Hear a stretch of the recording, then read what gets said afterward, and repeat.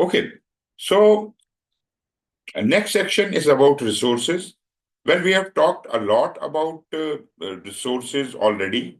We talked about the resource optimization and all, and naturally, when we are having the activities identified, and then naturally the cost would also be estimated, and the resources will also be estimated. So basically, they are associated. The schedule, the cost, and the resources, they are all associated. So that is exactly why the schedule was created, because the cost and resources would have been estimated already. So who are the resources? Resources could be human resources, or they could be other resources, which could be equipment, it could be raw materials, could be supplies, could be anything, right?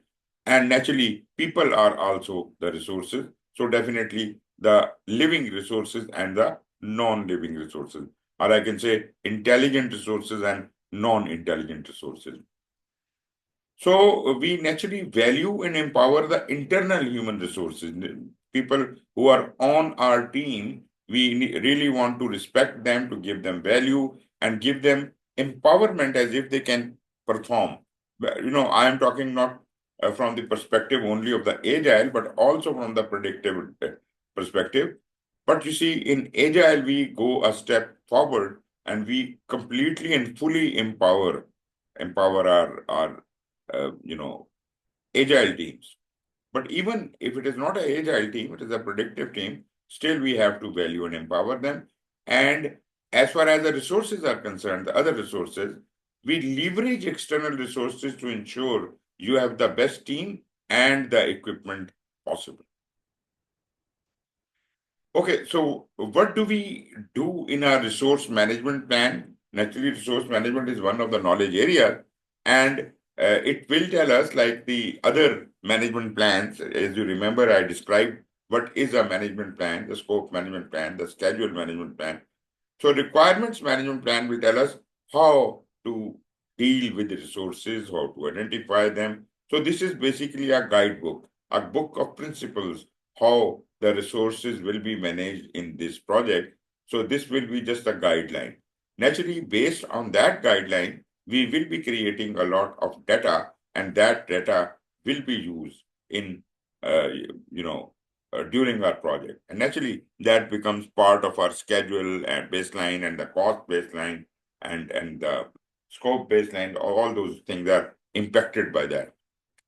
So basically, the requirement management plan should tell us how to identify the resources, whether they are people or they are equipment, how to acquire them, how to assign them the roles and responsibilities, uh, creating an organization chart for within the project. I'm not talking about the overall organization chart. I'm talking about the responsibility distribution within the project.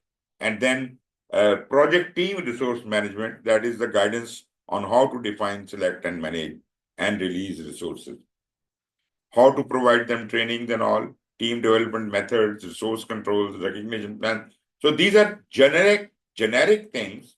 This is not explicit.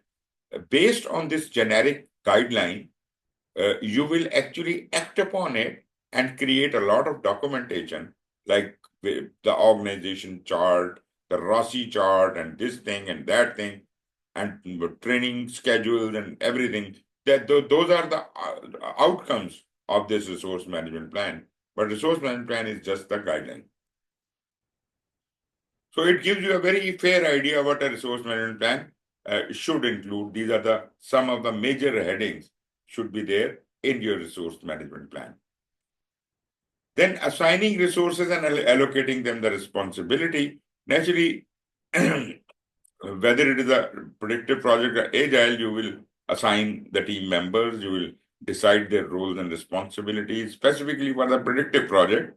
And you could create a team directory and an organization chart and a schedule and all. You see, everything impacts the schedule. Remember the three baselines I talked about? Schedule is one of those baselines. So whatever we are doing in the project, that is ultimately impacting either the scope, our time, our schedule, cost. So project schedules, resource assignments, and budgets are all interrelated and can be created at the same time. Naturally, all these things are happening simultaneously and they consolidate into the baselines, the three baselines, scope, schedule, and cost baselines are basically created as a result of everything you planned. So that is exactly why I said that three baselines are the only executable version of your project. The things which you have to do actually are in your schedule, are in your scope, are in your cost baseline. Well, you assign those responsibilities, then you tailor responsibilities according to the team need and project approach, whatever the approach you are utilizing. Well, you see, it is a predictive project, there might be different approach, a hybrid project, there could be a different approach. And if it is an agile project, naturally, you have to be much more, acting like a servant leader and giving them self-organizing and all that. Remember that it is not only the matter of getting the resources on board, but you have to consider while you select the resources that they are technically appropriate. And also, naturally, it is not only mechanical work that robots can do it. You need to have a lot of soft skills. Not only you, but your team members, each one of them should, they might need to have some soft skills, or you can call them the power skills. So you will look at their experience, knowledge, skills, attitude, and things like that. And naturally, if it is a kind of a multicultural environment, you have to look at the global and regional factors as well. Okay, let me tell you one thing. If these things are something you are practicing and you know about them, please let me know not to waste any more time on it. Right? I can skip these slides. I'll flash it for some time to you. I know you know all of what I'm talking about, but if there is a concept to be described, because I don't want to skip an important concept, right? So I'll leave it to you. Tell me, what do you not understand on this slide, and I'll explain that.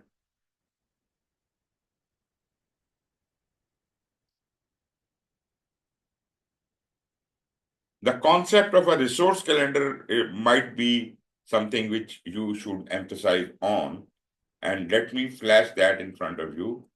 What is a resource calendar? On left-hand side, you can see it is a calendar that identifies the working days and shifts for which each specific resource is available.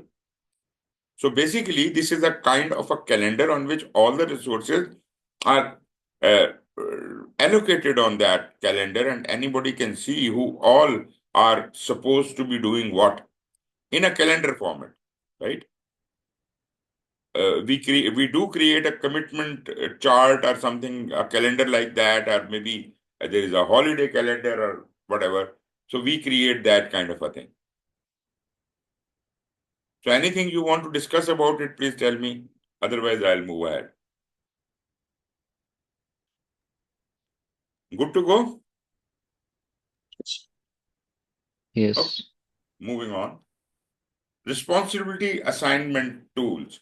Like we already talked about RASI, and I enumerated that RASI is the specific roles assigned. Who is responsible for doing this work? Who is accountable for this work? Who is to be consulted for this work? And who is to be informed about this work? So each and every work or activity, we must have these roles assigned. This is called Rasi chart, and this is basically a byproduct of a RAM chart. RAM is a responsibility assignment matrix, but RAM does not show the roles assigned to different people. Responsibility assignment matrix says that, okay, these 5 people are assigned to this task, right? So this is the responsibility assignment. These 5 people have been assigned to this task. But what role do they play in on that activity? Who is going to be responsible? Who is going to be accountable? So that could be shown through a Rasi chart, right? I'll skip that. I think this information is enough. And let us look at, I don't have any. Okay, I thought there is a diagram available of Raji, but it is not available. Let me draw it for you to make it a little bit clear for you. For example, it is a kind of a matrix in which we have got number of columns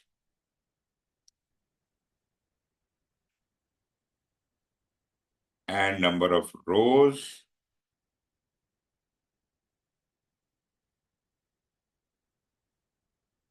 Let us say these are 4 people on this project, A, B, C, and D. And these are the tasks, task 1, task 2, task 3, task 4, and task 5. Okay, out of this team of 4 people, whom do you allocate to task number 1? You say, okay,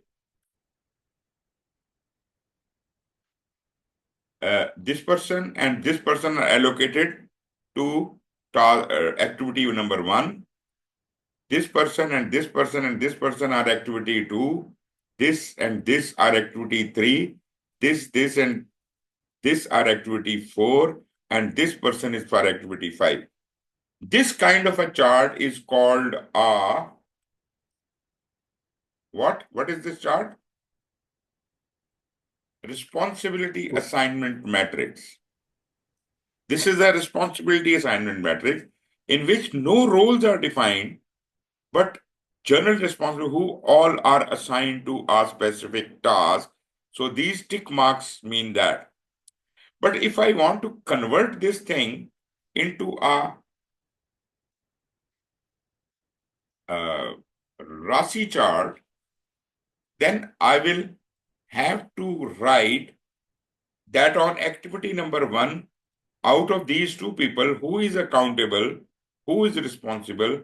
Maybe I say that this person is accountable, this person is responsible, right? And then say of our number 2 activity, who is accountable? Accountable, maybe this person is accountable, this person is responsible, and this person must be kept informed about this activity, right? Maybe this person is responsible and this person has to be informed, right? And let us assume that this person is not only accountable, but this guy is also accountable. Okay, about this, say again, this person is accountable, this person is responsible, and this person is consulted, and this person is responsible and accountable, right? This kind of chart on which the roles have been defined rather than just the tick marks, this is called a Rasi chart, right? And if you just have the tick marks, that would be a RAM chart. Are you with me on that? Have you ever worked on these? No, sir. Okay, but you can. Now you understand that, you can. Okay, good enough. So I'll just simply delete this. And we can get back to our slides.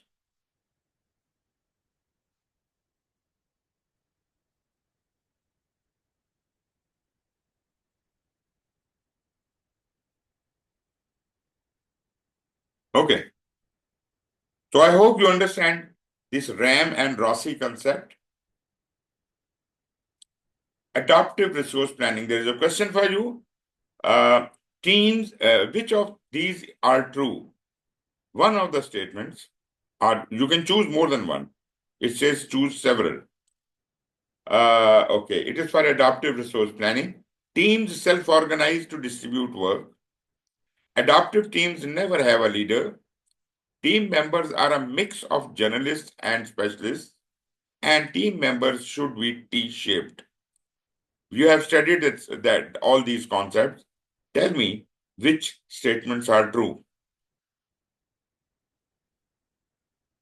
I will say all of them are true except second one. Mhm.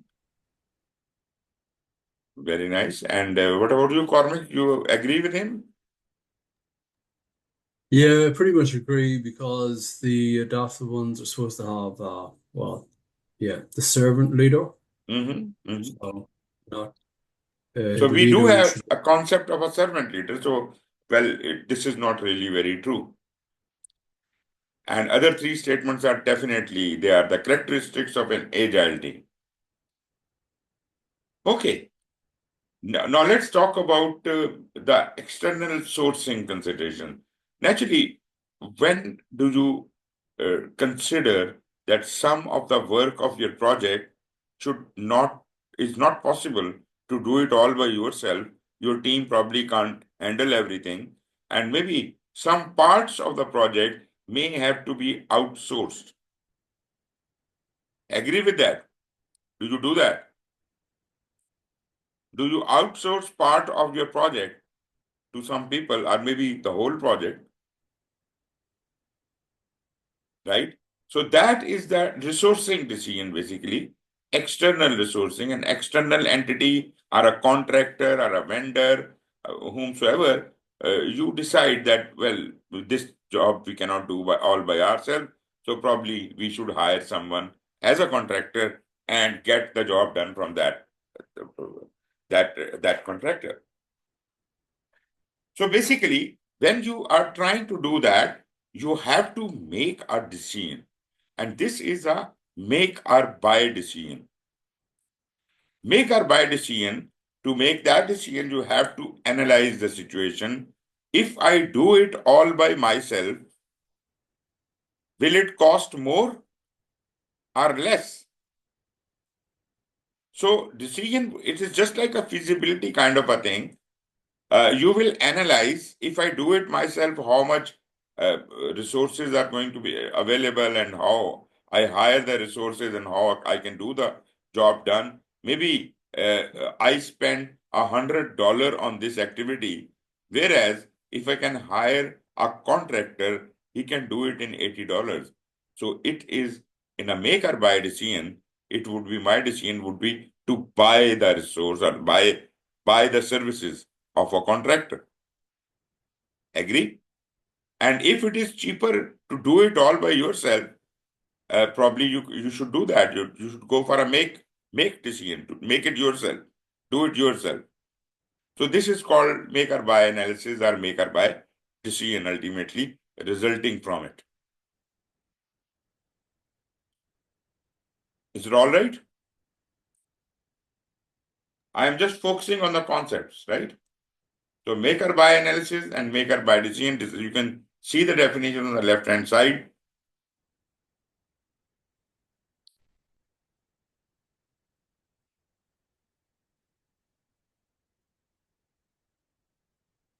When you're done reading, it's okay.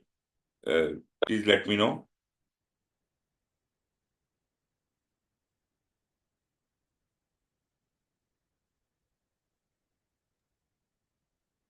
Got it?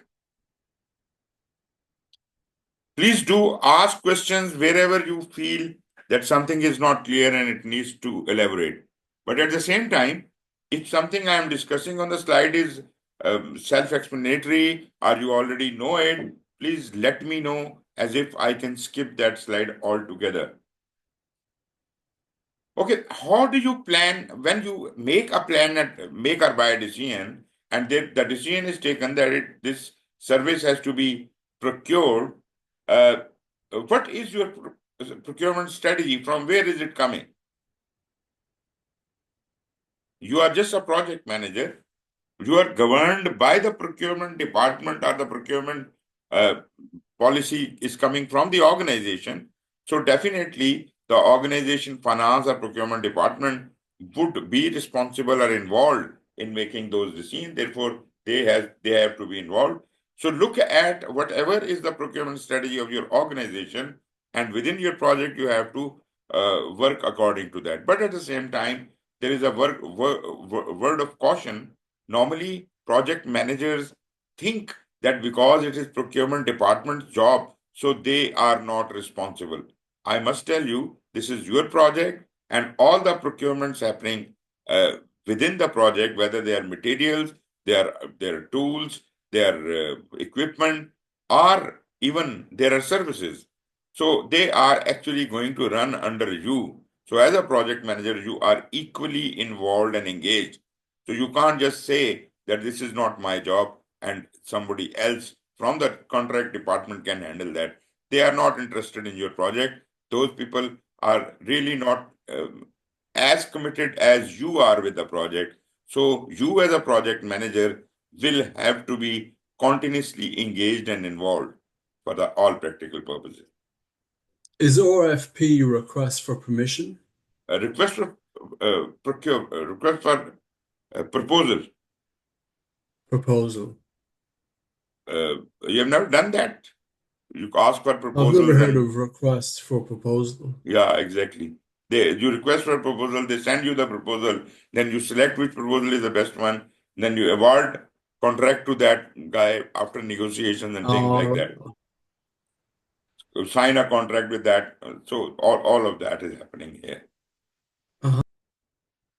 Anyways, the major guideline is coming from the organizational procurement strategy, and you may consult your procurement department. They will give you required guidelines, but generally, this is the procedure. This is how the things flow when it's a matter of subcontracting. Just like, if there is a need for procuring something on your project, then we have to also develop a procurement management plan. If you think there is no need for any procurement, you can skip all that. You don't need a procurement management plan. But naturally, you will need a procurement plan because some of the raw materials or equipment, if not the people, they have to be made available. The raw materials have to be made available. The vendors are to be involved. So naturally, procurement management plan will have to be created for those purposes at least.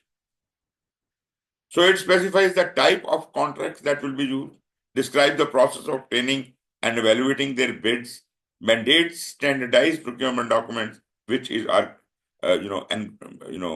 in vogue according to the organizational policy, procurement policy, and it describes how providers will be managed. So contract will include all the details, how our dealing with various contractors will be. Okay. Moving on. And this is specifically for the predictive project. Now, as you were asking about RFP, these are the various terms related to procurements. You may have to associate yourself with them. Statement of work, request for quotation, information for bid, request for information, request for proposal, expression of interest, and there may be many more terminologies which could be used. But these are the most popular and globally renowned technologies. Probably I defined already somewhere, I did talk about statement of work. Statement of work is not the scope of work.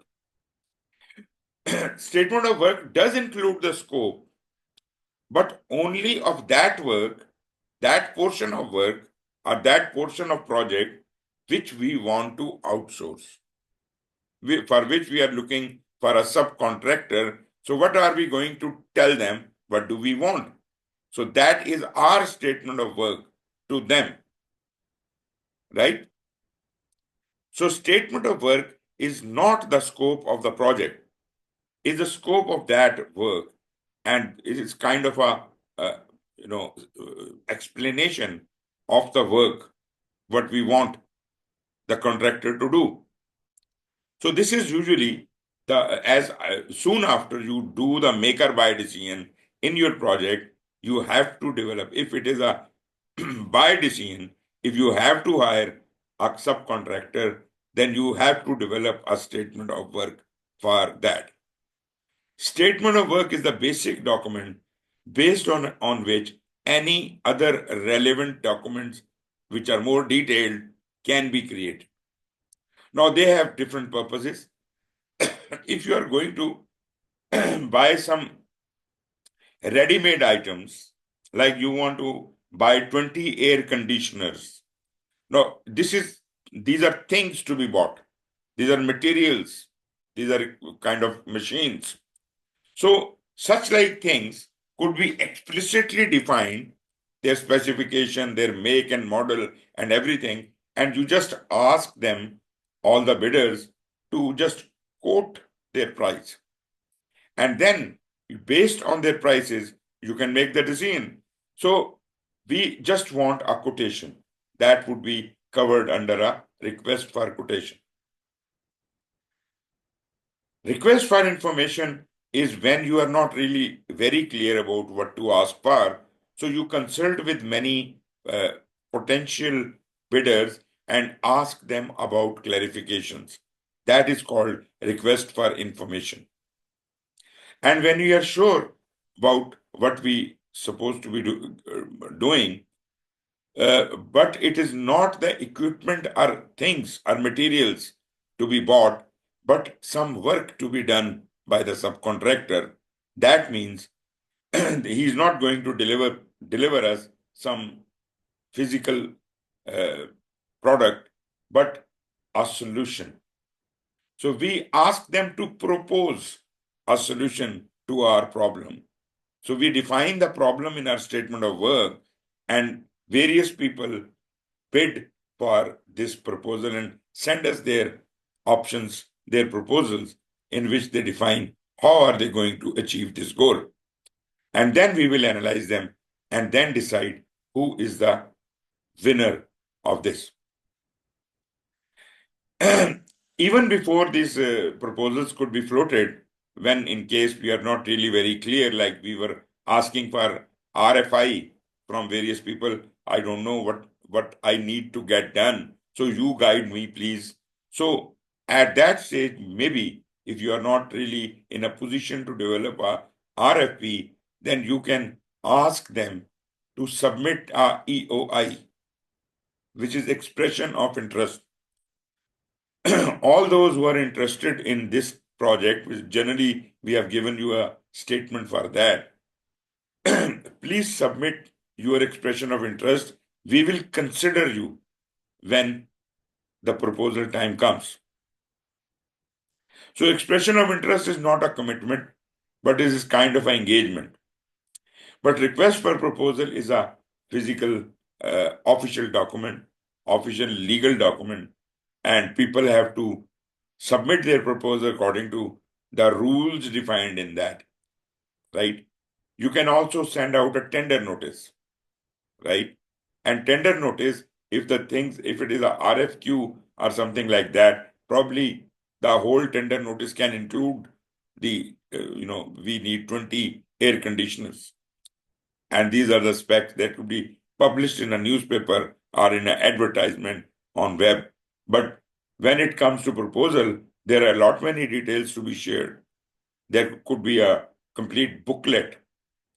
So RFP is a comprehensive document, and therefore we have to create that and send it out to them. So the tender notice in case of a RFP could be a very brief statement published, and there is a mechanism given how can they learn more about the details and how can they collect the physical request for proposal.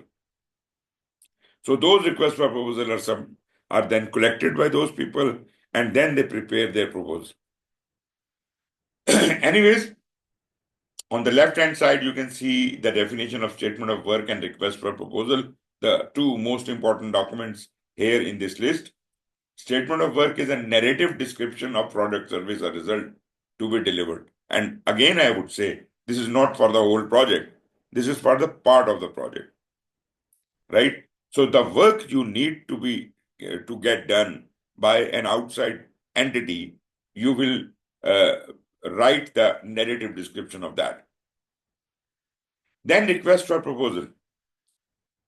A type of procurement document used to request proposals from prospective sellers of products or services.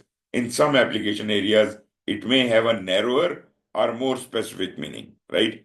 So some could be brief request for proposals, some could be quite detailed. So I have been involved with many scenarios where we had kind of hundreds of pages long proposal, request for proposal. It was a very mega project, a very complicated thing. So the RFP was hundreds of pages long. And similarly, the proposals submitted by the various bidders were also quite extensive. Okay, formal procurement processes. You do the RFPs, you send out the RFPs, and before you receive the proposals from them, naturally, it is a very complicated, it is a very huge project, and therefore they might have questions. So they will start contacting you, asking questions. But naturally, you can answer those questions, but naturally, if you give an answer to one question, that has to be somehow reaching out to all the bidders because they all have equal rights. So it is good to have a bidder conference. And in that bidder conference, you invite all those who are desirous to submit their proposals and who have collected the request for proposals document from you and ask them to come and ask for any clarifications. So it could be a session in which you can answer to all the queries, satisfy them, and make them comfortable as if they can submit their proposals.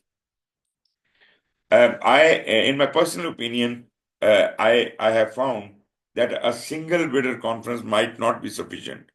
First time the bidders come in a bidder conference, they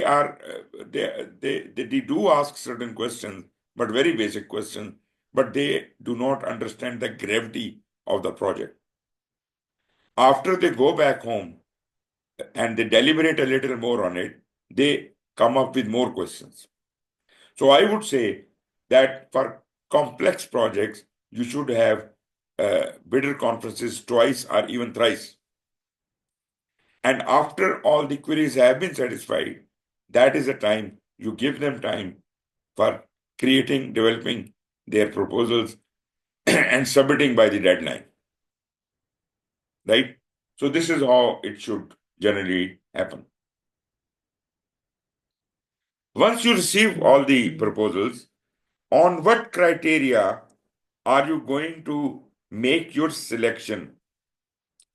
Well, if it was a RFQ, I would have simply decided based on cost. Whomsoever is the cheapest, let's go for it. But in case of a proposal, naturally, you have to look at a lot many things.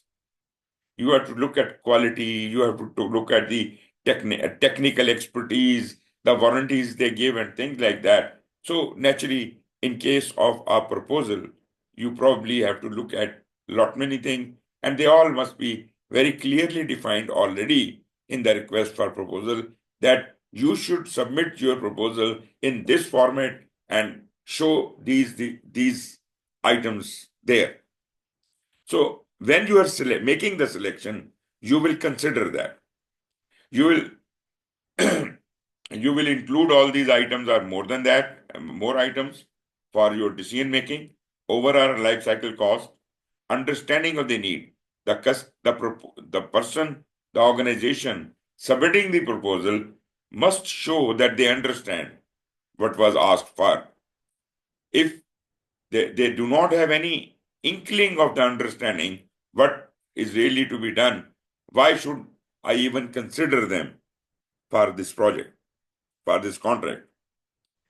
They should show the technical capability, their management approach, their technical approach, how much warranties are they going to give, financial capacity, production capacity, and their interest, their business size and type, past performance of sellers, references, intellectually proprietary rights, and so on and so forth. You could include anything what you feel like, but it has to be a comprehensive source selection criteria, and based on that, you will select. So it is not, the decision is not exclusively based on cost. It is based on, actually, you divide your decision in two parts. One is the financial decision making, other is a technical decision making. So, finances are the bids, should not influence your technical decision making. Therefore, you ask them to submit their proposals in two separate envelopes, clearly marking technical proposal and financial proposal. All the financial proposals are they are sealed, they are not opened in the beginning, and they are all locked up into a safe to be opened later. But first, you open their technical proposal envelopes and start analyzing them based on whatever the criteria you had given them.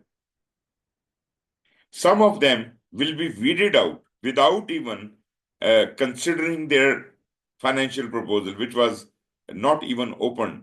But if somebody does not show any understanding of the project, or they do not have good management approach or technical capability, we could straight away reject them based on their technical proposal. But if, say, there were 10 bodies who have applied, 10 organizations who had applied, and 3 of them are selected, are shortlisted in technical round, then those 3 financial proposals would be opened, and then we will see who offers the best solution, and that party will be offered to negotiate the contract with us. I hope you all have gone through these procedures and you understand how these things happen. Mazin? Yes, but I have one question. Can we combine cost with some technical thing in quotation, request for quotation, or only the request for Yeah, you quotation can for do that. about the cost? Generally, when the item you are trying to buy from the market is very specific, you know the model and everything, you just go for the cost. But for example, you are trying, you just know that I need air conditioners. You don't know what type of air conditioners do you want. Then you can say, okay, I don't know the model, I don't know the capabilities. So yes, of course, there will not be separate proposals, but you should give some technical details. And based on those technical details, we will then make the decision. So it is not exclusively based on finances then, right? Okay. If there is an explicit deliverable, then we go for pure RFP. If it is kind of a product, but we wanted some kind of variation in design or technology is required, then we can give certain weightage to that as well. But then it is not in a separate envelope. It is a single envelope proposal. Both the proposals, technical and financial, are in the same envelope, and we don't keep the financial locked out somewhere.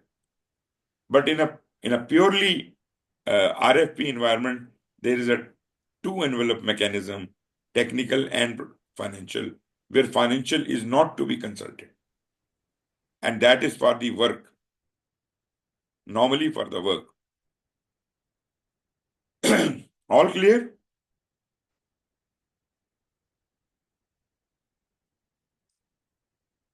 So this is a set of attributes desired by the buyer, which a seller is required to meet or exceed to be selected for a contract.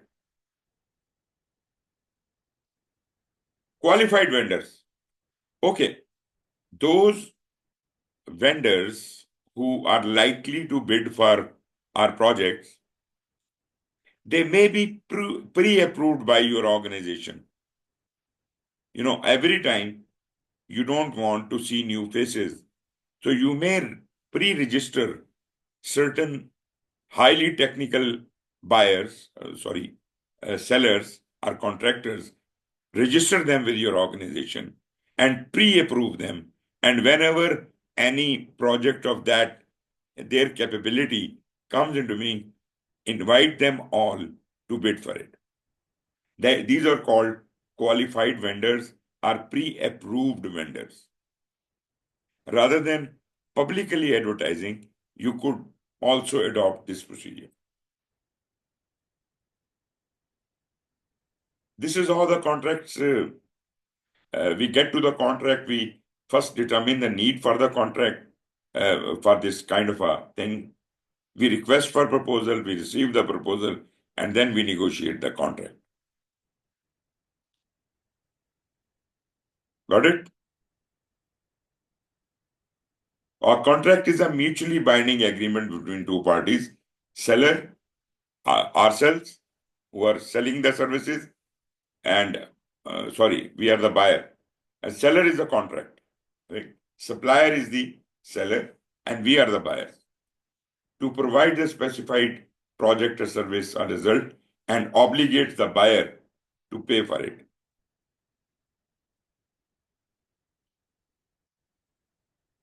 Okay, what are the various types of contracts? I don't know, you people have gone into that much detail earlier, but I just wanted to introduce you to various types of contracts which could be there. There could be some types which are called cost reimbursables. There are three types within the cost reimbursable. Then we have got fixed price contracts, again three types. Then we have got other time and material kind of contract. Let me get back. First, talking about the cost reimbursable.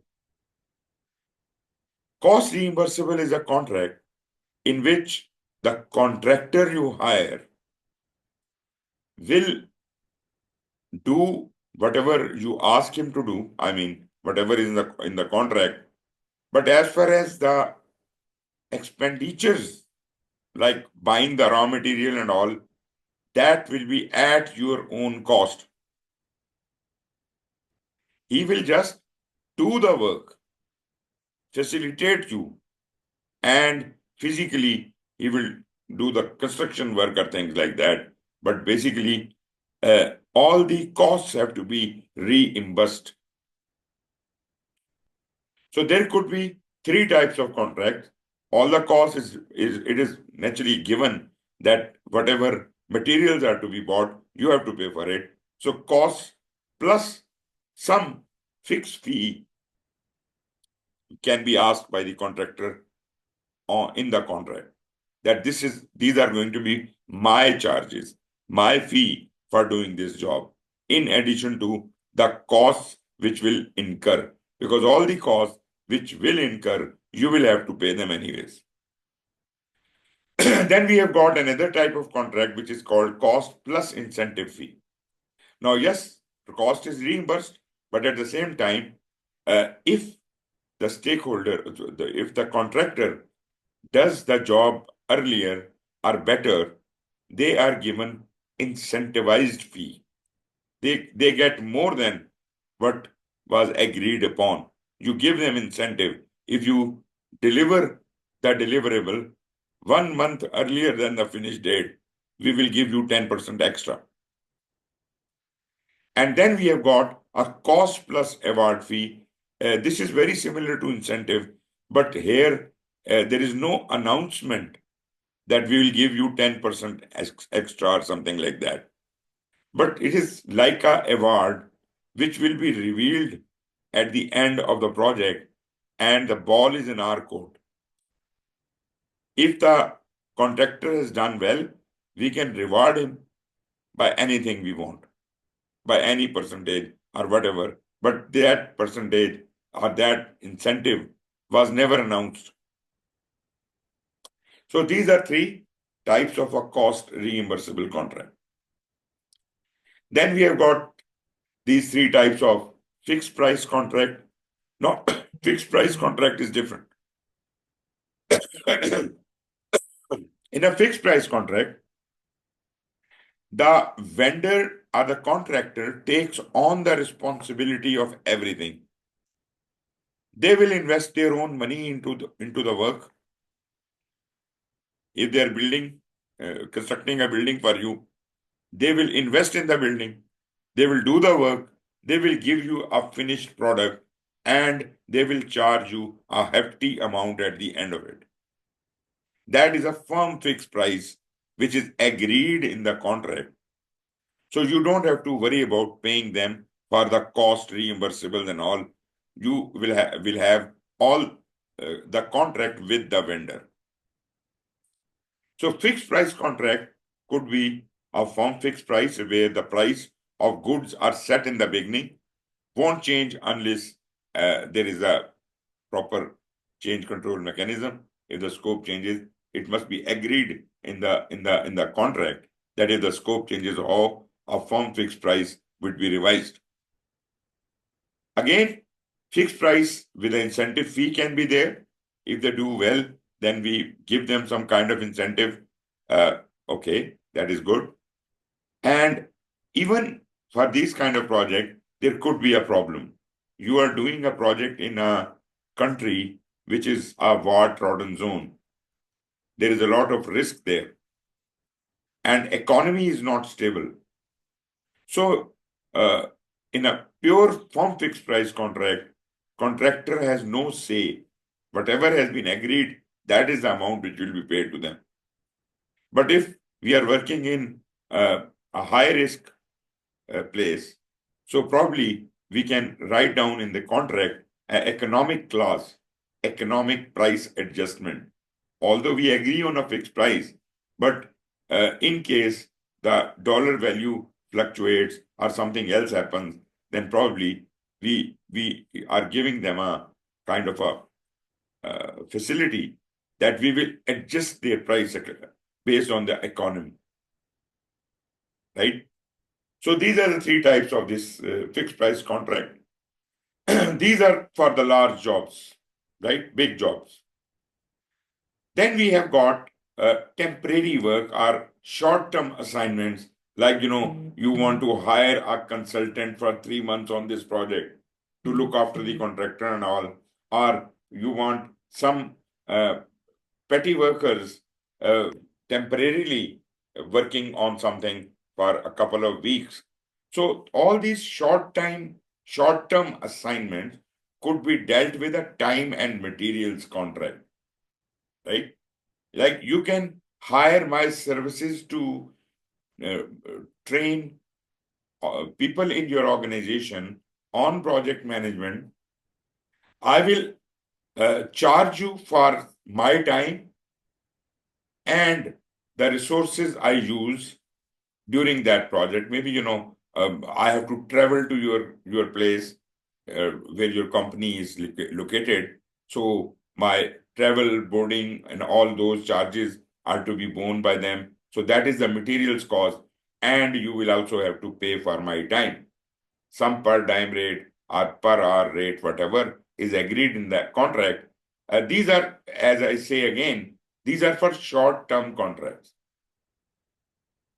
So this is also called time and means contract. It combines the aspects of both cost reimbursable and fixed price, used when a precise scope or statement of work is unavailable, used often for augmenting staff, like experts or something like, who can temporarily come and go, acquiring expertise or gaining external support. So this is the third type of contract. Probably you would have been dealing with all these three different types of contract: cost reimbursable, fixed price, and the time and material. Any experiences you have, Cormac, on that? Yeah, I think I've done most of those previously. Fixed price would be the most common. but I have done the rest too. Good. Addy, I know you are from the education and probably you may not have a lot of experience, but anyway, do you understand what we really mean with that? Yes, sir. I'm following. Good. Mazen, do you have any experience with these types of things? I think not too much, but Okay, but you are dealing with the project all by yourself and your team. You don't outsource anything. You don't buy any goods or equipment or anything for your project. yes, but I think that a fixed price, we are always use that. Okay, good. But also here I have a question. This type of contracts, we cannot use it in Agile, yes? Oh, agile contracting is completely different. We'll talk about that. Agile Okay. contracting is completely different. These are all predictive project. This is meant for predictive project. None of these contracts can happen there, but they're different. Here they are. These are agile contract types. Well, I don't want to explain everything, but generally I'll just get you introduced to it. One is a multi-tiered structure. What you do is you create a master service agreement to capture the fixed items like warranties and arbitration because the requirements are not really very clear. So you say, okay, those things we can agree on. Let us sign a contract based on that. And later on, we can, you can give us your, like we used to have the time and material. You give me your service rates or production description. We will decide it later. So on the go kind of a contract, while we are working on it, you will be charging them accordingly. It's like a rate list or a menu in a restaurant. So they have got everything listed there, and you pick items from there. Okay, do this, do this, do this, and they will charge you accordingly. So use a statement of work to itemize that dynamic items like scope, schedule, and budget. That is one way of doing it. That is called multi-tiered structure. Then emphasize value delivered. You don't pay them according to the work done, but according to the value delivered. Like you say, there are 20 milestones in this project. For every milestone, we'll pay you something. So if you meet those milestones, come to us for the payment. That's it. So it is purely based on the value delivered rather than the work done. Agree? Basically, we are talking about the business minimum viable business increment, MBI, minimum business increment. So when you deliver value, you get paid. That's it. Then we could have the concept of fixed price, but that cannot be applied to the whole project. You can have a fixed price increment. You can say each increment will cost you $5,000. No matter how many increments you do, but we will charge you according to the increment. Every increment we complete and you accept, you pay us $5,000. Got it? That is fixed price increment. Then we have got another type which is called not to exceed time and material. You limit your budget to a fixed amount, allowing customer to add ideas by removing existing one. Now this is very interesting.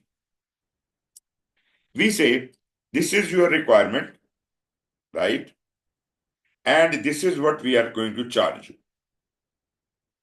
But if you add any new requirement, you have to deduct equivalent amount of requirements which you had already given.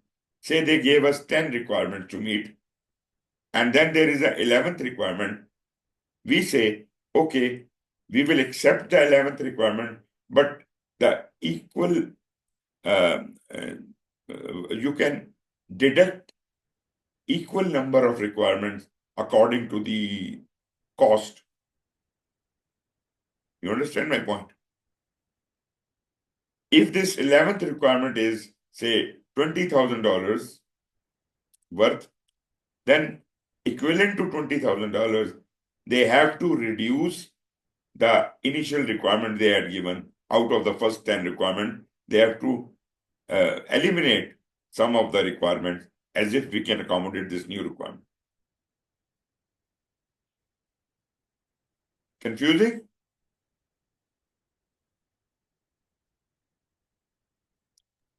Mazen? Is that like a replacement? Yeah.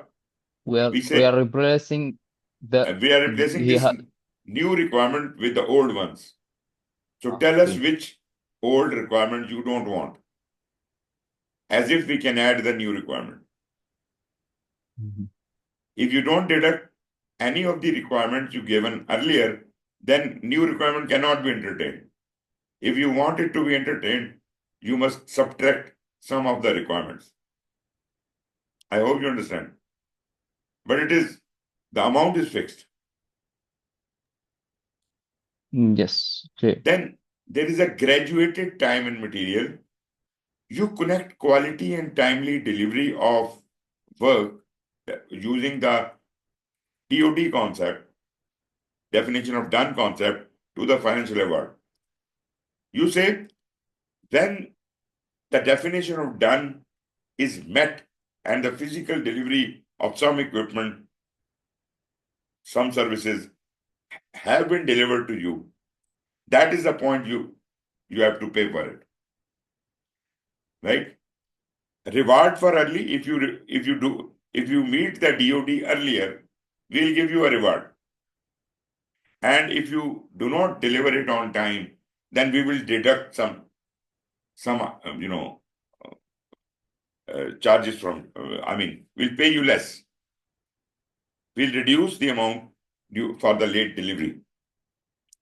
That is called graduated time and material.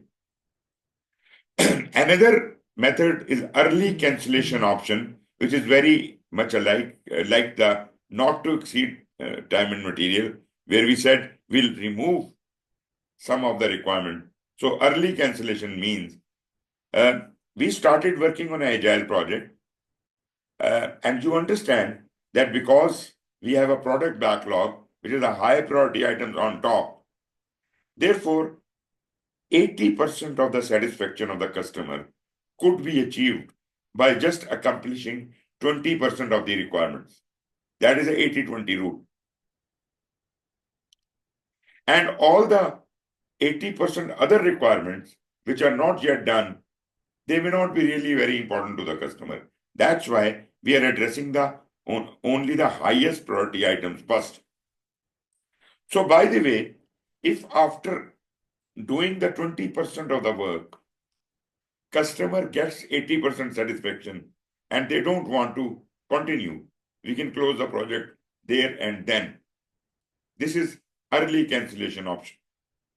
Enable flexible delivery of scope using definition of done if partial scope delivery satisfies the customer. Contract can be cancelled for a fee. We can cancel the project anytime, anywhere. If they got their satisfaction, they can tell us that we are calling quits, we are going home, that is all right.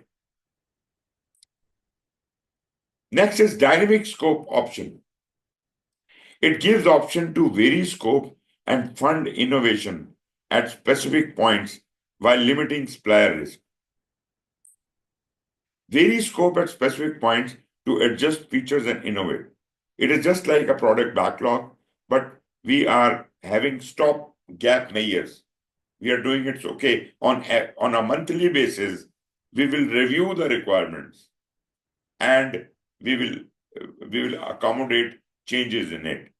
And that means the contract we had initially is going to remain dynamic. After every month, we will revise the contract according to the need. And last one is interesting, that is team augmentation. It is just like selling our services. We say that we have got an expert team of 10 people in one Scrum team, and in 1 week, they can do this much job. So this team is available for hire. We are going to augment this team into your organization, and you just pay us for every sprint.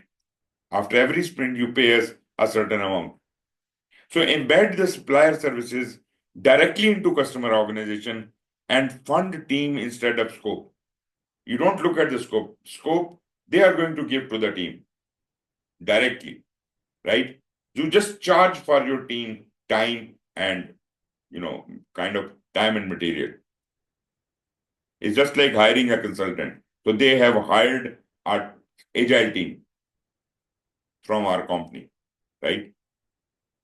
Got it?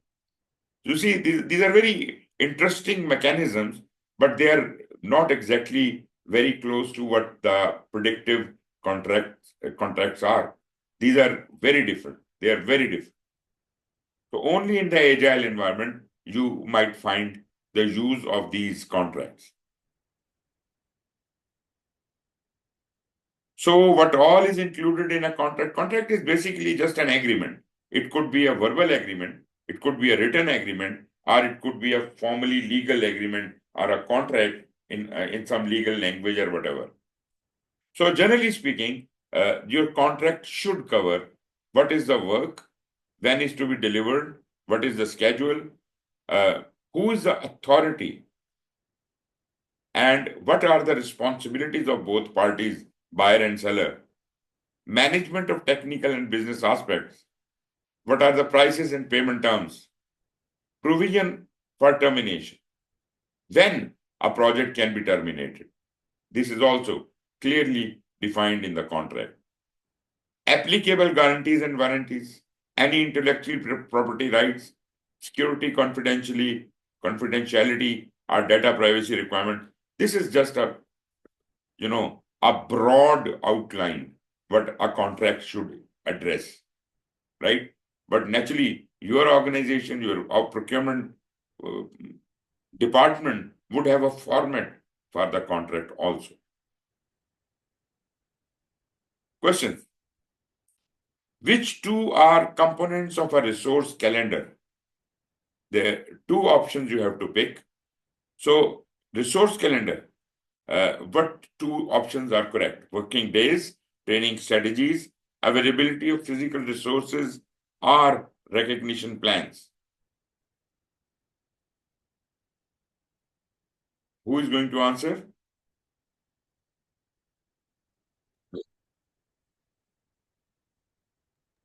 Is it A and C, sir? A and C. Okay. Mazen, were you saying the same or something else? Yes, I agree. A and C. You are right. Next. This we have covered already. We have already done that. Okay, this one. An architectural firm has spent a great deal of time and effort creating the design and blueprints for the building. They had to purchase materials and hire consultants and have been working on this project for 6 months. They have submitted all the invoices for the money they have spent on the work as well as invoice for the fee of $90,000. So what is it? Time and material, cost plus incentive fee, fixed price with economic price adjustment, or just cost reimbursable?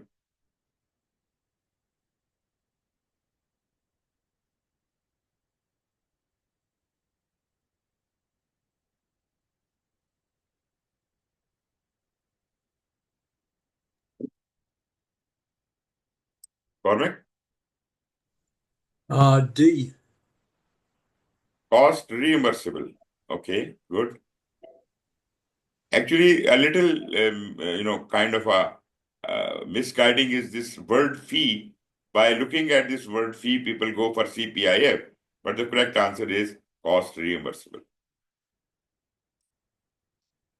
We are done with this. Okay, moving on to budget. Actually, I don't know.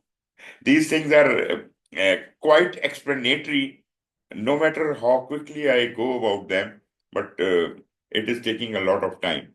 But I do commit it to you that even if we are unable to finish it this week, I can take more time in the next Sunday. Naturally, Saturdays are not going to be available, but on Sundays I can be available. So I will finish everything with you, naturally, on your availability if you are available. But I will try my level best to do as much as possible today and tomorrow. Okay, can we have about 5 minutes break now? Mm-hmm. All right, sir. Okay. Okay, good enough. Let's have a break.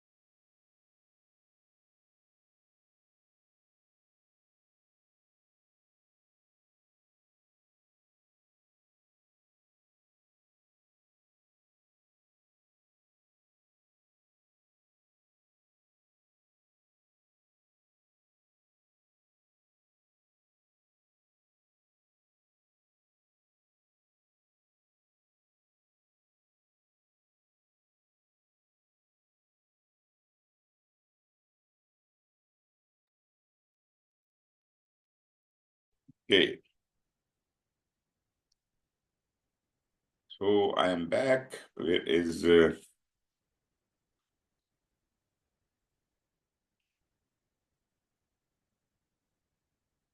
Eddie and Mazen? Please join.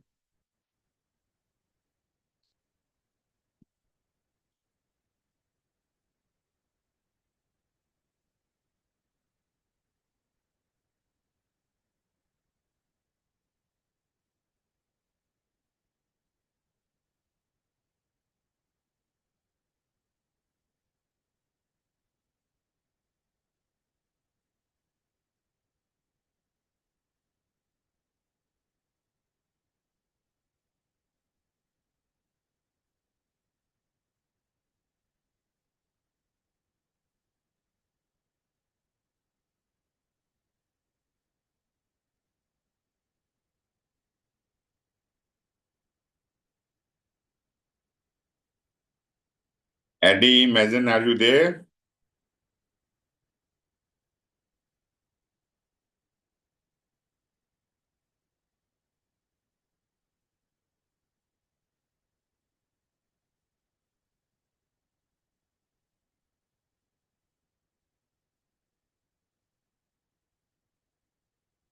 Okay, I think I'll start. Like comics, so we are moving into the cost thing, and here we must understand how does it happen in different kinds of projects. As far as the budget planning is concerned, naturally it deals with the cost, and naturally we are looking at what the value is generated out of the cost, right? So cost as well as value both are important for us from the budget point of view. Organization and stakeholders attitude towards the budget and cost, that will actually decide what is more important. In some organization, it is just the cost, the consideration. In some, there is the kind of the budget is the consideration. So whatever the situation is, so create a budget in accordance with the respective project life cycle. As far as the predictive projects are concerned, uh, they may begin with a fixed budget, naturally, because nothing is expected to change. The scope is not going to change a lot. So we deal with a fixed budget thing. And although there is a possibility that we can amend that, but that could also only be done through a very comprehensive change control mechanism. In hybrid projects, we may have the features of both the predictive and the agile. So we should be partially adaptable like agile, and we should be having some kind of surety around it like predictive. So a good way of doing that is by burn rate. What is a burn rate? The rate at which the project consumes financial resources representing negative cash flow. Burn rates are often used by agile projects to budget costs for planned iterations, sprints, and increments. Meaning, burn rate means that what is the total work of the project, right? So rather than developing a graph from zero to the peak, we start from peak to the zero. Peak means the total work. So whatever has been done will be deducted from the total work, and that way we will be burning out until the end of the project. And by the end of the project, the remaining work will become zero. So this is called burn rate. We have got various information radiators in Agile which show the burn down chart. There is a concept of a burn up chart and burn down chart. Burn up chart is a normal conventional chart graph from starts from a 0 point and it rises up to the total project budget, right? And burn down chart is a reverse chart which rises from the highest point total budget of the project, and then we keep moving towards zero. In agile teams collaborate with the stakeholder partners and finance stakeholders to suggest incremental budgeting approaches. And because they all have an agile mindset, we expect that, and therefore they would keep changing their requirements throughout. We have no problem because they have agile mindset. Everybody understands that things will change, and we have an understanding on that.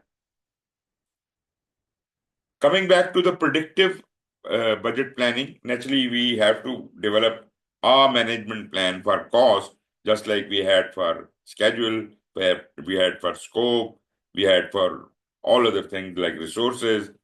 So we do have a cost management plan, and we employ certain estimation techniques in that cost management plan, which are described there in the cost management plan.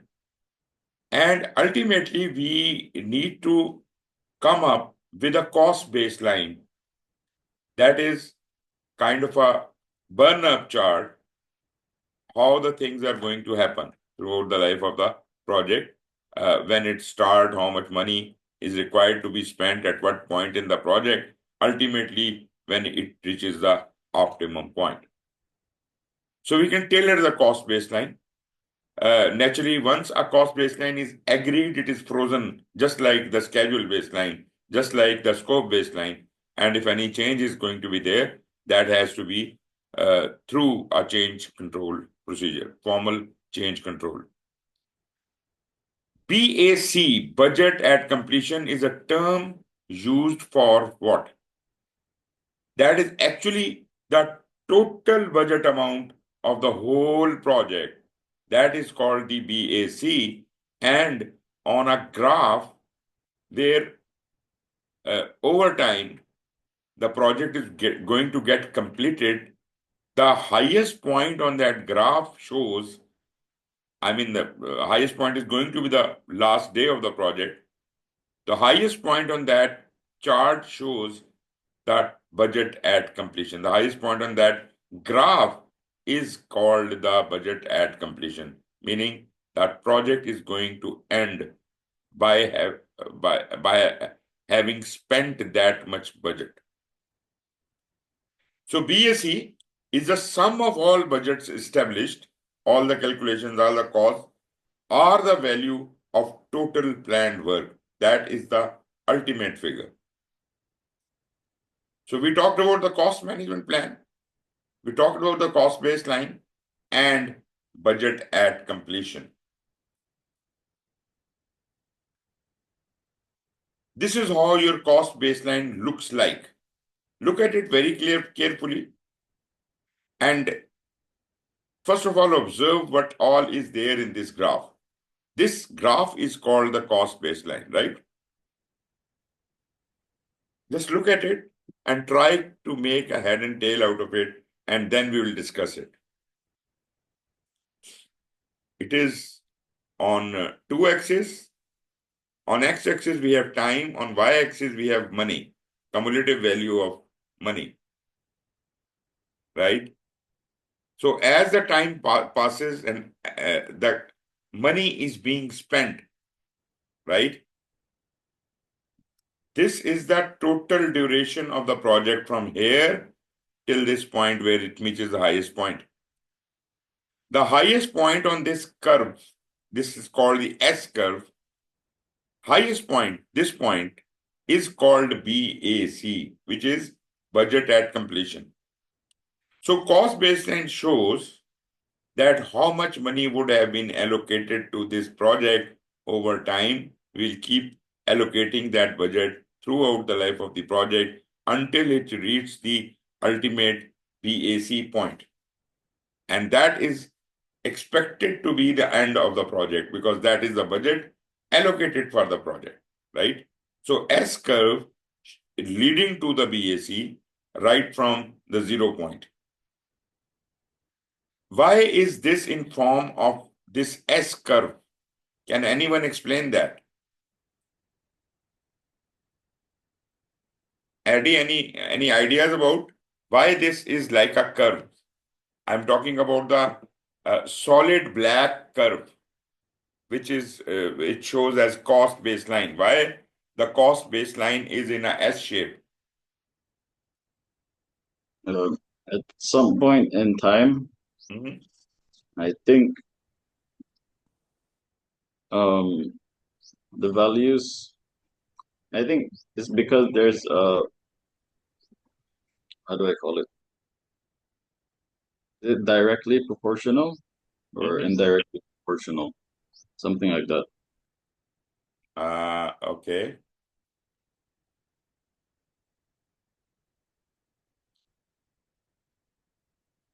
Anyone else can try it? You see, these are the early stages of the project, and we have only spent this much in this time, right? Yeah. When the project is being executed, this is that time when the project is being executed, we have spent a lot of money during this time. And when the things were closing down, that is over this period, we spent this much amount, right? So there are transitions from the early stage to the more expensive stage where the more monies are being spent. And again, when the things are getting close out, at that stage, our expenditure is again closing. At closing time, the project is closing, our expenditures are less. Starting planning time, again expenditures are less. But when we are actually doing the work, actually the monies are being spent. That is why this curve suddenly starts becoming steep as the physical execution of the project starts. Because in the planning, we were just doing the paperwork, a lot of calculation, this and that. And again, when all the work has been done in the closing stage, we are just, we have less work to do. Most of the execution has been done. So at that stage, in the last part of the thing, when the things are closing down, the curve, the steepness of the curve then again reduces, right? That is why traditionally any project would follow a S curve. I mean, the predictive project. A predictive project will follow a S curve. Do you agree with me, Mazen? Yep.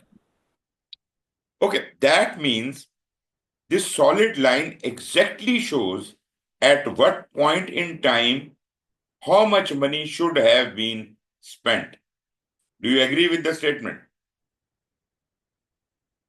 For example, if I say, okay, at this time, right, you can see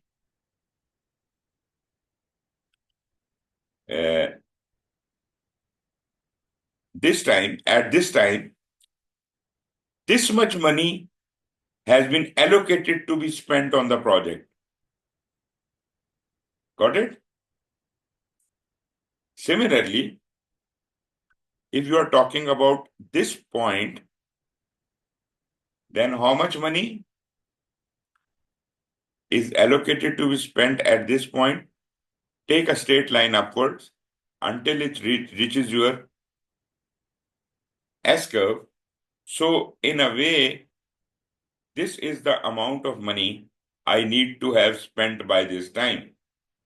Similarly, I can draw line from any point on time to the curve, and that will tell us this much money should have been spent by this time. Do you agree with this? Okay, but the availability of money for the project is not going to be continuous in nature. It's not like, the pennies are dropping from the sky and you are using them. It is not like that. The allocation of funding would be on incremental basis. Like, when you start the project, some of the funds will have to be provided to you as a mobilization advance.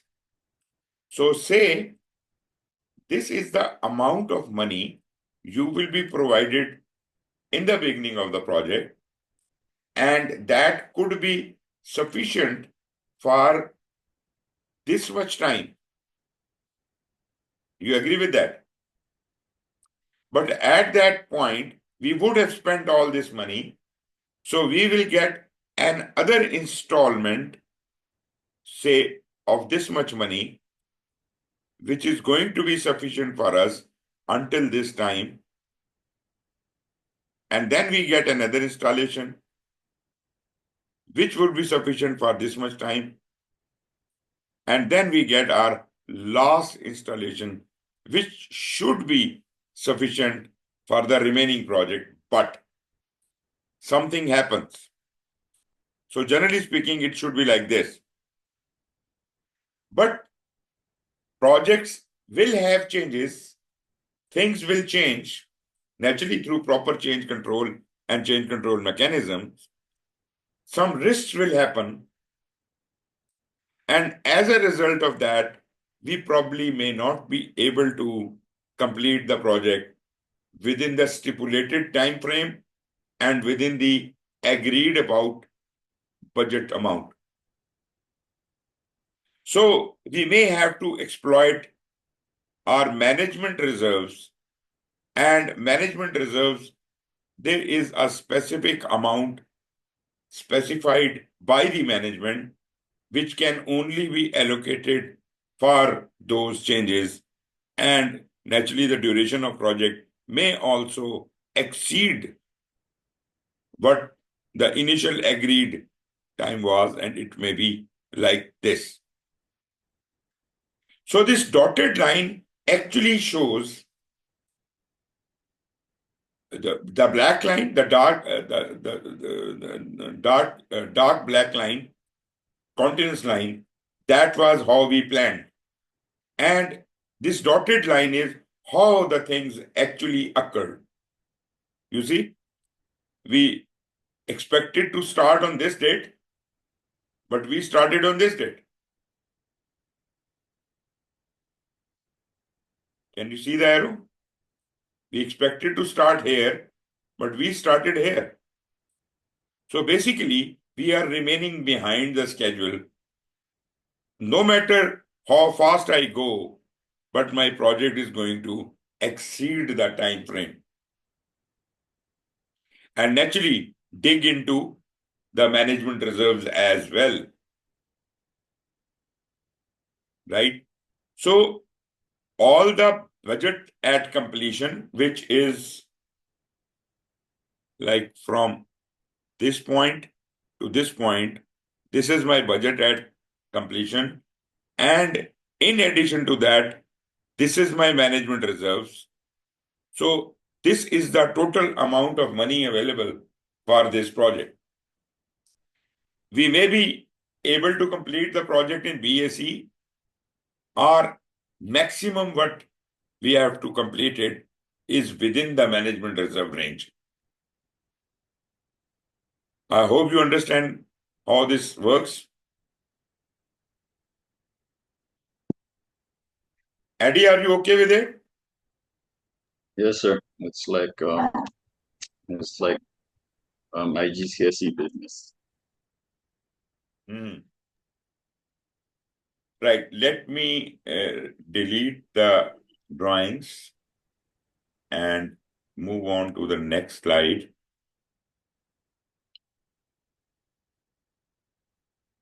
We will talk about this concept further, but right now, let me move on with some other terminologies. Historical data, what is that? You see, we have done projects similar to this one in our earlier experience. In our organization might have done things which are quite similar to what we are doing right now. So the lessons we have learned from there must have been recorded somewhere in a repository from where we can seek a lot of help in determining the budgets, estimates, times, and all. So those records could be really very helpful to us. So yes, we can do that. Look for valuable cost estimating information, both successes and shortcomings. Why? Why successes and shortcoming? Because you see, it is not an absolute science. Whatever we calculate, it is not exactly how things are going to turn about. It is a risky world.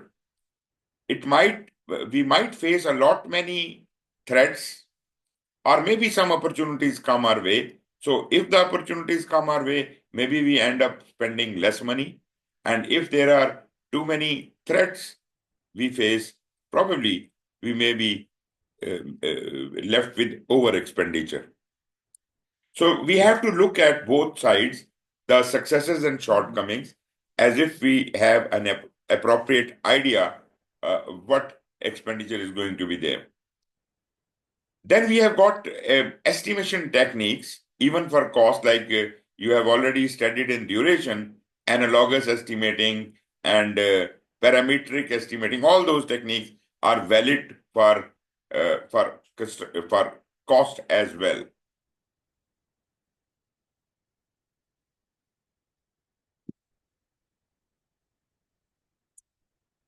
Okay. Resource cost. As far as the predictive projects are concerned, we match the project need to the resource attributes. Actually, what resources are available, when they are available, how much experience do they have. Naturally, more experienced people, more skillful people will charge more. Naturally, we have to consider that. Create initial estimate based on average rates. And then we can modify them as needed. And naturally, you understand that when we modify, we have to, and the baseline has already been created. The baseline can only be amended after the proper change control procedures have been followed, right? You cannot change anything after the baseline without permission from the project board. On the other hand, in Agile, the things are very different. In Agile, we assign a blended rate and we can start with a very approximate figures, and we can keep calculating things on the basis of estimation, but still our user stories will start yielding results.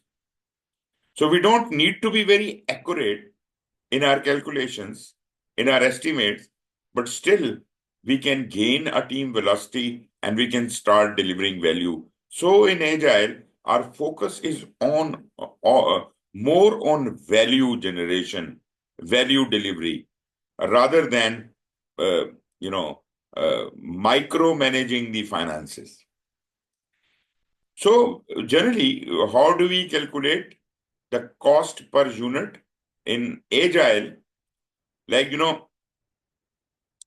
we say, okay, this is a 2 weeks iteration, and how much salaries of the team, say there are 10 people, their salaries are summed up, and this is our cost on the team.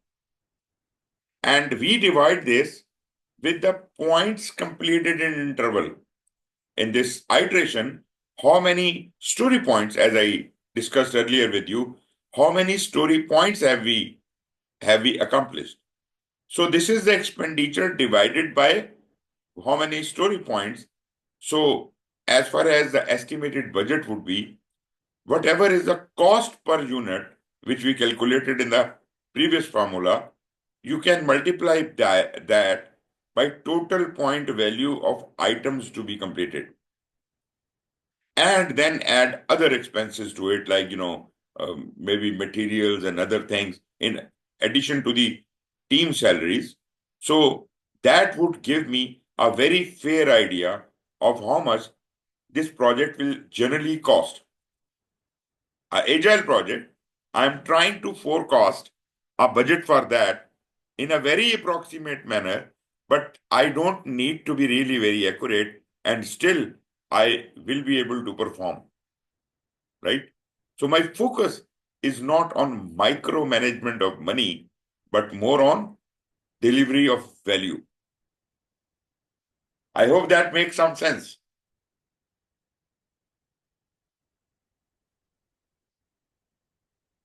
Okay. Estimating cost in a predictive project, you try to calculate cost for everything. Every task, how much people are required, what is the direct labor, what are the materials cost, what is the equipment cost, facilities cost, service cost, IT, contingency, and whatever, what more you can think of. But all kinds of expenses must include all that. That would be the cost of that task.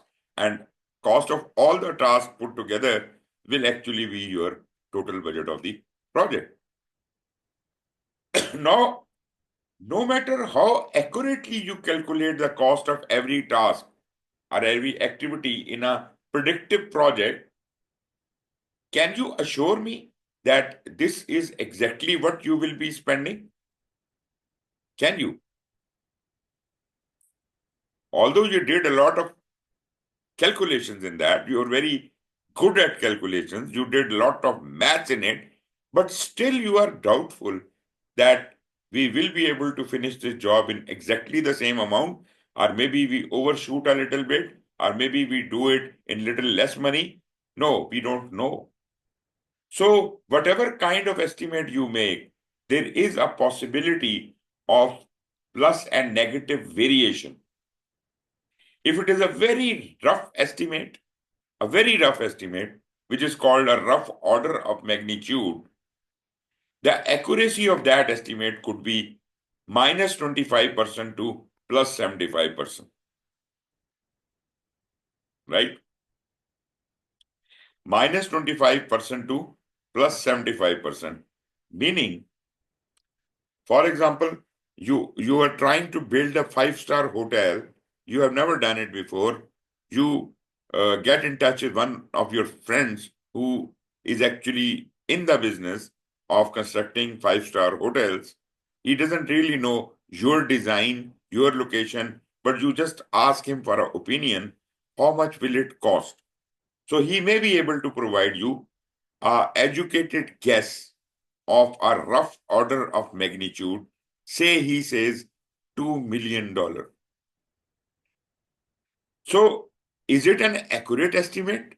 We definitely know it is not an accurate estimate. How much variation should you be expecting? Because he did not look at the location, land. He just gave you a generic figure. And that may or may not fit according to your needs. So the variation you should expect should be 25 minus 25%. The project might be able to be completed in 25% less amount, or in 75% extra amount. Right? So for example, I would say that if it was, say, the total estimate was 1 million, so you can say that it could have been done in 0.75 million or 1.75 million. Although the estimate was 1 million, but this much variation should you expect from 75.75 million to 1.75 million. This is the variation you are expecting in a rough order of magnitude. There is yet another, well, I don't want to go into the further details of that, but there is another interim class, which estimates are like minus 10 to 25%. That is called budgeted estimate. When you budget the estimate, naturally the rough order of magnitude is no calculation. That is very approximate thing. When you are creating the budget, whatever calculations you have done, whatever figures you have come up with, may be a little accurate, but not as accurate as the actual detail. Because the people who are budgeting, they are not looking at everything. But still, that is pretty good estimate. The accuracy of that estimate could be minus 10% to plus 25%. Meaning, if they give the estimate of 1 million, it could be 0.9 to 1.25 million. Then comes the project manager and his team, who actually do the definitive estimate, that they calculate the cost of each and every activity to the best of their knowledge. And that is going to be the most accurate estimate in this scenario as compared to rough order of magnitude or budgetary estimate. Definitive estimate could be as accurate as minus 5% to plus 10%. Meaning, if your definitive estimate was 1 million, it could be done in 0.95 million to $1.1 million. You understand that? Good. As far as the Agile project is concerned, as we know and understand that in Agile project, the requirements are going to change. So scope is continuously expected to keep changing. So rather than going for very accurate estimations like definitive estimate or approximate estimate or budgetary estimate, we have to abandon that mechanism altogether, and we have to go for some kind of lightweight estimation method for high-level estimating. I mean, we don't want to be very accurate at all. Doesn't matter. It doesn't really matter. If we are able to deliver the results, then it doesn't really matter how much is it really costing.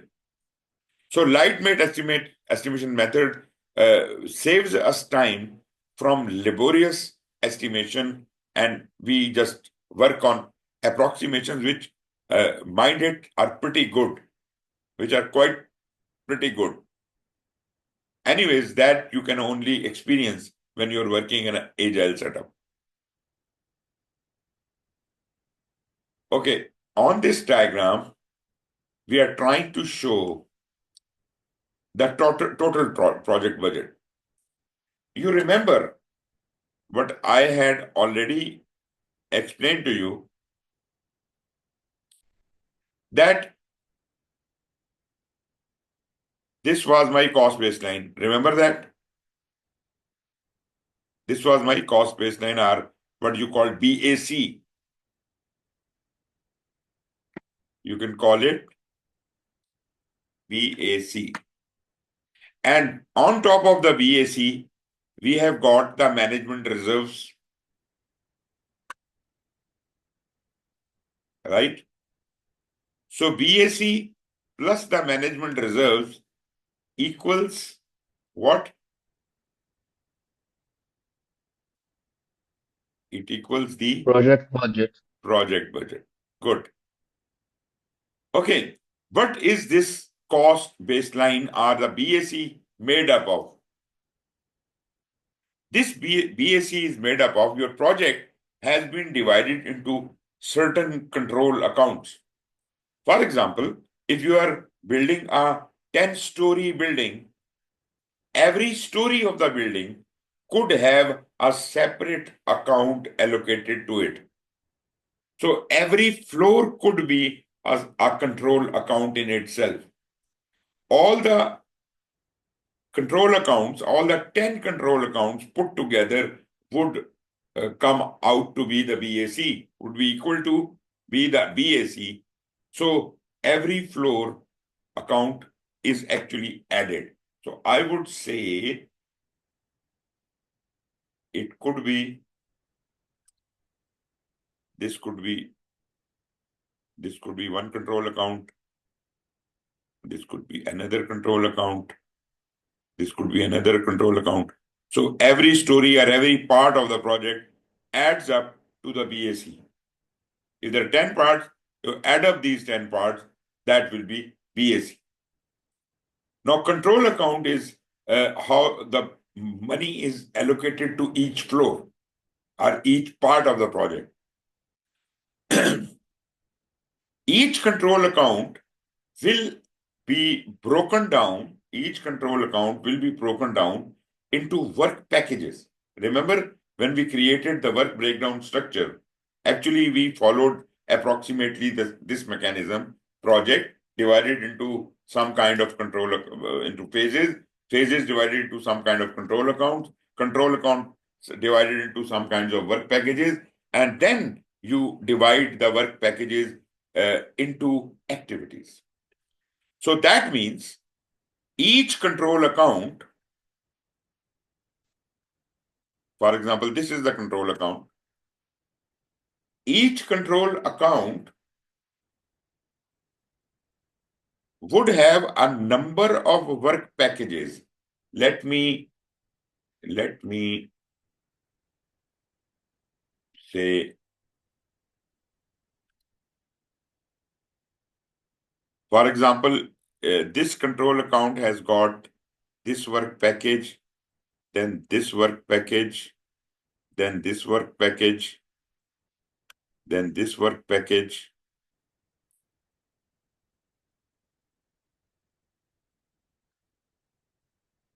Right? So a control account is a simple sum of all the work packages. Right? And on top of all the work packages, we could have kept some reserve. Right? Say this is the reserve amount.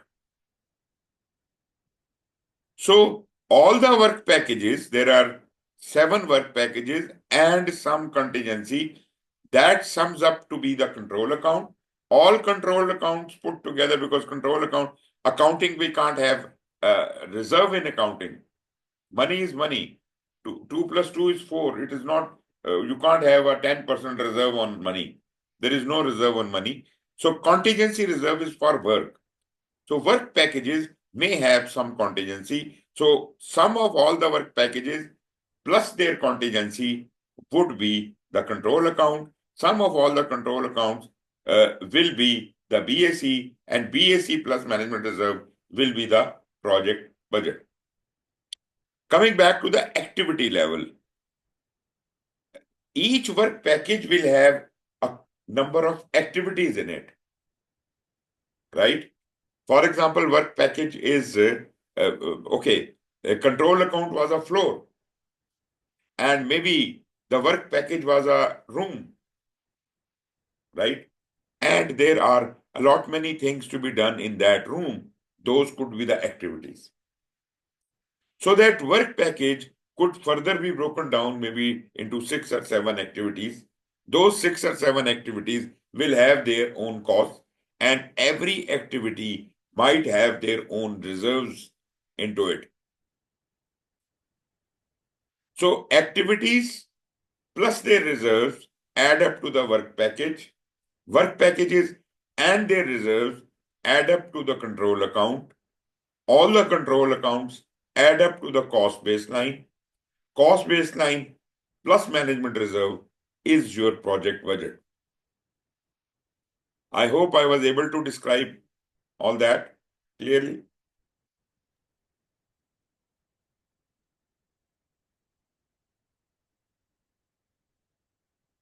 Any comments? Anything you don't understand? So where do you find the contingencies? You find contingencies at the activity level or at the work package level, not at the accounting level. And at the organizational level or management level, we keep certain reserve on top of the BAC, which sums up to be the actual project budget. Are you comfortable with this idea?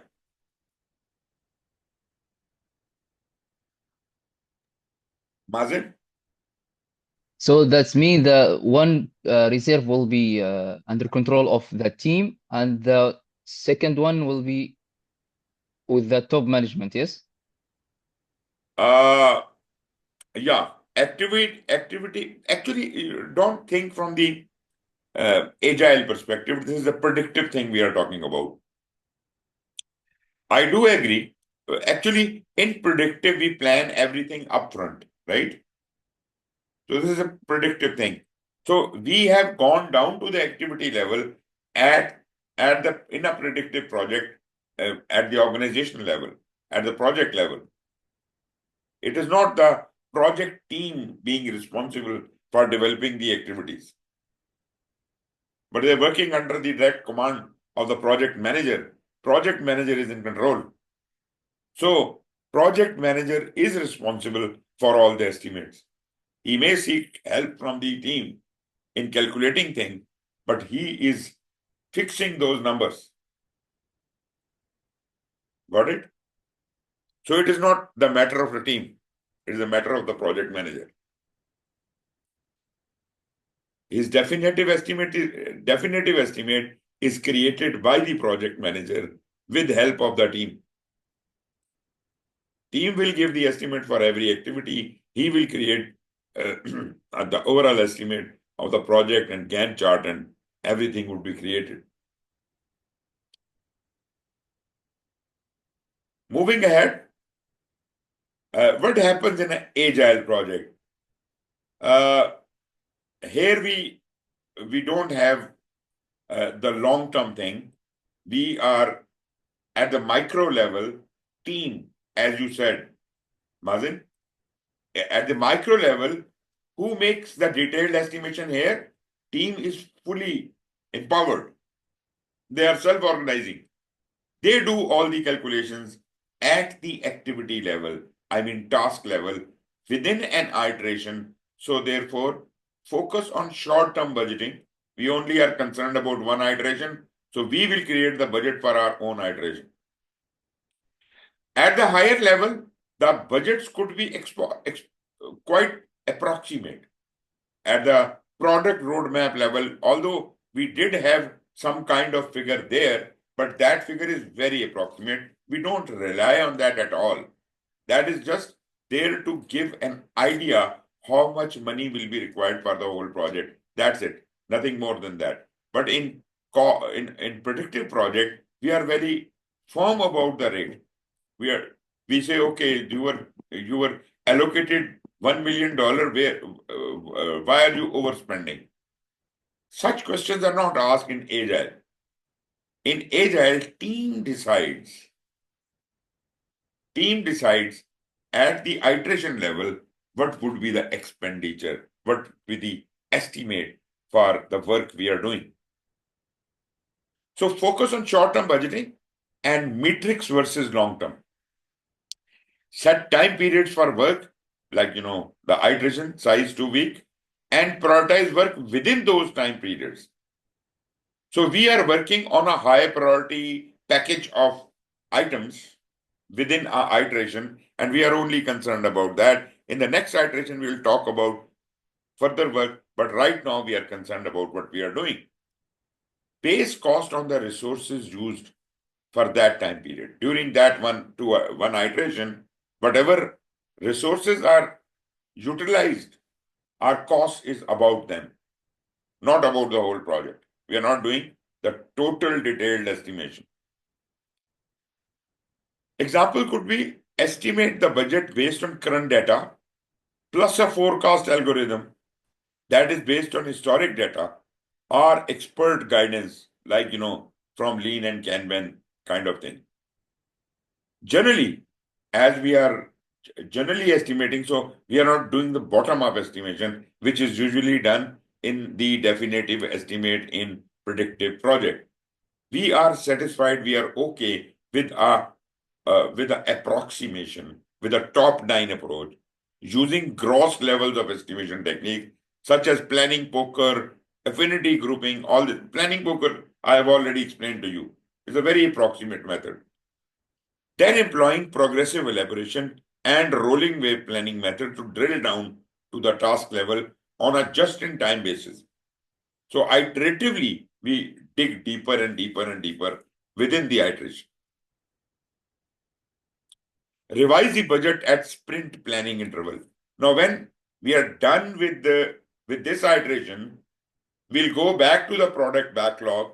As a result of this completed iteration, we and looking at the new items in the product backlog, the product owner can renegotiate terms with the customer, and the product roadmap may be revised after every iteration. I'm not saying always it will be revised, but that is an opportunity moment. When we have done an iteration, we go back to the product backlog and we look at what new items have been added. Naturally, those cannot be done on the old plan we submitted to them, or we agreed with the customer. Now we have to renegotiate the product roadmap, and they may be revised accordingly. That is how dynamic we are in an agile project, that things can roll out. And we can revise the budget. The roadmap can be, kind of re-baseline. Although baselining is not a concept in agile, we don't baseline anything, but it kind of renegotiate. In agile, the budget considerations are like estimate budget based on the length of time of the project. If it is 2 weeks iteration, then how long the project will go. Whatever the expenditure is in one iteration, just multiply it with that many iteration as it takes to complete the whole project. That will give us a fairly good rate, fairly good estimate of the whole project. We have already talked about the burn rate, which is basically a concept of agile, like, burn down and burn up thing. Burn rate includes the number of team members, how many people were in the team.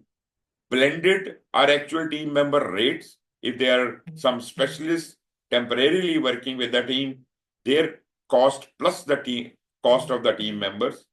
Time of involvement, or maybe other resources which are required, their cost, all of that would be included, and that will determine the burn rate and how much we are actually, you burn your calories, your body burns the calories. Similarly, we had total of 100 calories, and in one day we have burned 10 calories, so we are left with 90 calories. Similarly, we had 100 points to meet, we have done 10 points, and we are left with 90 points. So we have to continue until the end of the iteration, and that's how we move. Assumption of full-time team involvement. Actually, there is no lethargy in an agile team. We are working on full potential. It is not like, one person is missing, one person is sleeping, and things like that. Like in predicted project, these things are very common. Inefficiencies are very common. In agile, there is no concept of inefficiencies. So the team is expected to keep involved throughout. The nature of the agile project is such that they cannot relax. Like I said, if they said we will do 10 items, 10 user stories in one iteration, and they complete those 10 in only 1 week, and we are still left with 1 week, then they will continue doing 11th, 12th, 13th, 14th job, because until they complete, they are supposed to be working. They are not supposed to relax. So ultimately, they may end up doing 18 user stories in that iteration, because that will they will learn that we maybe miscalculated how much we can do. Now we understand that we could have done 18 jobs. So in the next iteration, they will learn a lesson from that, and they will raise their expectation according to whatever they have performed in the previous iteration. This is how things happen in an agile environment. Okay, question. What is included in activity cost estimates? There are 4 options. Supporting data or additional information needed to justify the cost estimates. B, estimates on probably costs necessary to finish project work, including direct cost, labor, material, equipment, facility services, information technology, and contingency reserves. Estimates on probable costs necessary to finish project work based on the responsible bids obtained from the vendors. And the last option is estimates on probable costs necessary to finish the project work, including direct labor, materials, equipment, facilities, services, information technology, contingency reserves, and indirect costs. Which option is most appropriate from your point of view?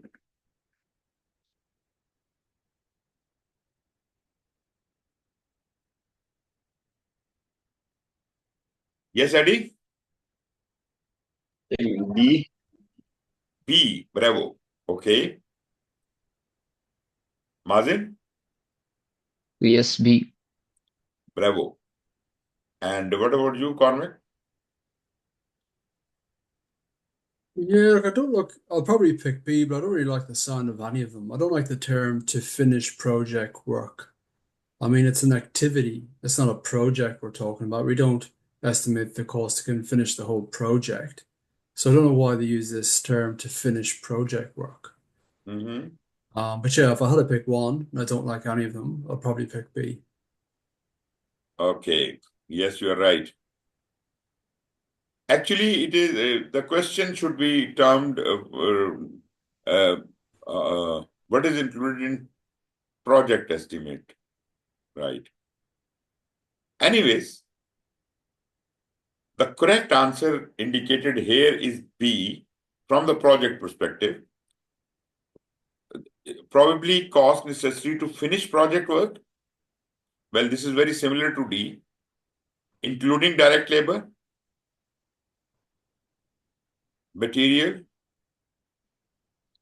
It says direct cost. These are direct costs. Labor, material, and all, they are all direct costs. Equipment, facility, services, information technology, and contingency reserve. So this is the correct answer. But anyways, I do agree that question is not really well framed. What is the process to create a project budget? Take the rough order of magnitude and decompose it into the cost of work packages. B, combine all individual activity cost estimates and contingencies and aggregate them for the entire project. Submit this to the sponsor, modify if necessary. Third option is estimate cost necessary to finish project work, including direct cost, labor, material, equipment, facilities, and all that. And D is create an S-curve with cost on the y-axis and time on the x-axis. So what do you say?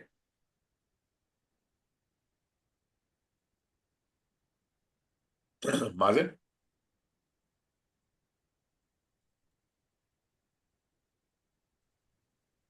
I'm not sure, but I think it will be B. D, okay. Eddie? I think D. Comment? I think C. I don't like the reference to the sponsor. It's B. Create a project budget. Process to create a project budget. S-curve is not a process to create the project budget, right? As far as C is concerned, estimate cost necessary to finish the project work. And, this is the individual cost of each activity summed up into the project, but that is not the project budget as such. Combine all individual activity cost estimates, sum them up, all of them. It doesn't say anywhere that you have to sum up all the cost estimates. It just mentions the whole project. And Yeah. contingencies and aggregate them. It actually relates to this diagram.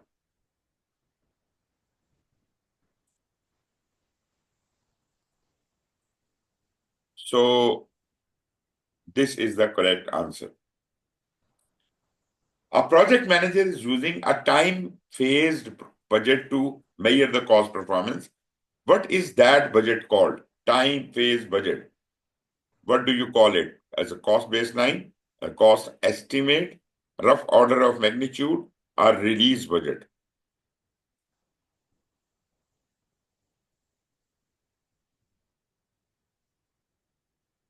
I hope that all of you will get the right answer this time.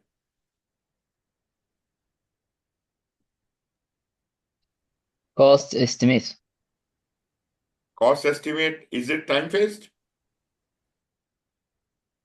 Estimate is like $2,000 is the estimate. Where is the time in it?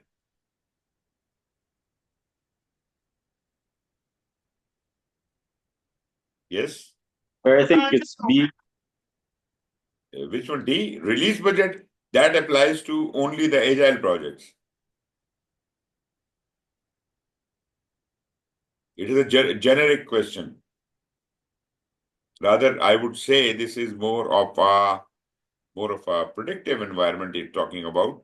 A time phase budget to measure the cost performance is the predictive environment. So Has release to be budget is A not then. suitable.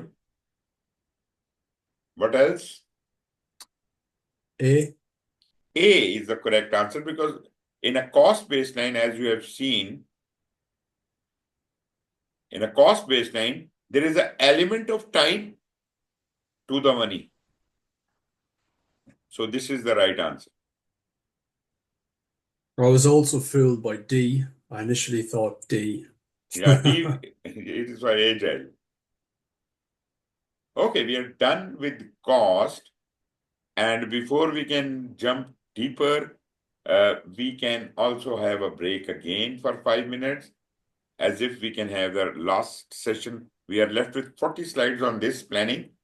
Probably we will be able to complete those in this one hour. So I'll need to go at 6 p.m. Is it okay if you send on the recording of this next portion Yeah, to me and I'll watch it for I next will, week? I will. Perfect. Well, thank you. Thanks for that. Thanks, So you will be everybody. leaving now? Yes, yeah, if it's 5 minute breaks, that take us to 6. I need Okay, to leave right. at 6. So I will expect Mazin and Addy to be available and Cormac will be gone. So let's have a 5 minute break and then we get back together again. Thanks, gents. Enjoy your weekend. Thank you. Take care. Bye.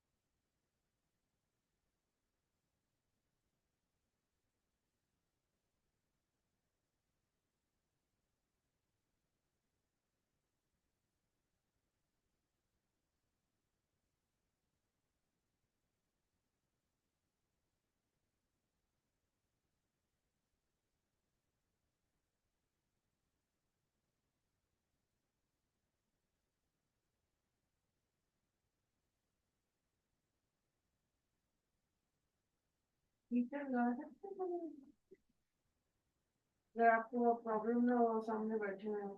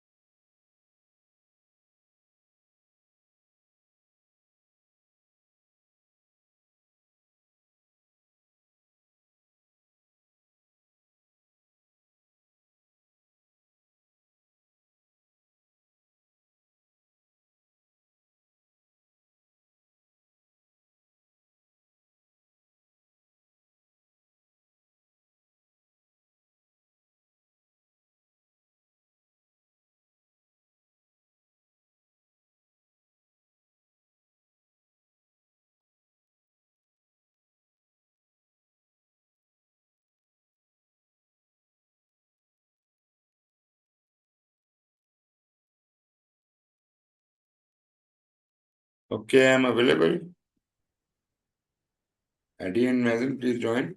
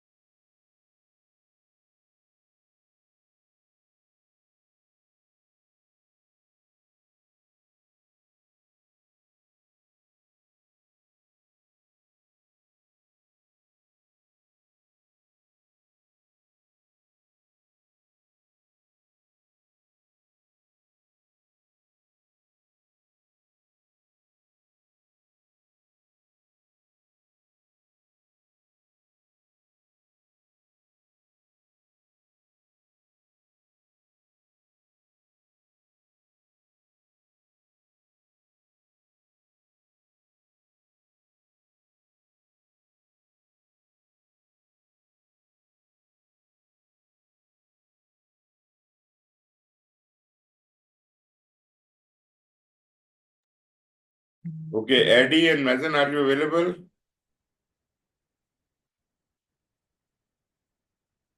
Hello. Yes, sir. Yes, sir.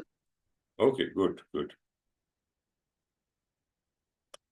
Okay, now we move on to the topic of risk management, like procurement management, scope management. We also have to create a risk management plan. But before that, we must understand something about the risk management. Risk is an uncertainty which could happen in a project or in any environment or a circumstance. It is a kind of uncertainty, a likelihood of some good or bad thing happening. Generally, it is considered that risks are always negative. That is not true. Risks are not always negative. Risks could be positive as well as negative. Positive risks are called opportunities and negative risks are called threats. For every such likelihood or uncertainty, when you identify a risk, you also can identify a trigger condition which would indicate that this risk is just about around the corner. So trigger condition must also be defined for every risk. And one last thing you must know about risk is risk, as I said, is a likelihood or an uncertainty, means it may or may not occur.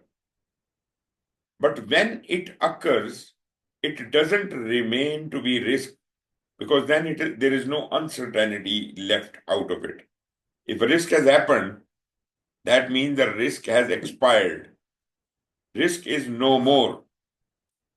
Whatever is the result of the risk, if it remains something, it would be called as an issue. So if a risk becomes an issue, you have to take certain actions. And those actions are not the actions for risk avoidance or risk mitigation. Those are actions for issue resolution. So all the actions we take while the risk is still a risk, it has yet not occurred. You want to reduce it, you want to mitigate it. Those actions are called risk actions or risk strategies. But when a risk has occurred and some damage has been caused, it will then become an issue, and all the actions after that would be taken to resolve that issue would be considered as issue resolution. And there would be a separate budget for resolution of issues. This is not coming out of the same budget as of the risk management. I hope you understand my point.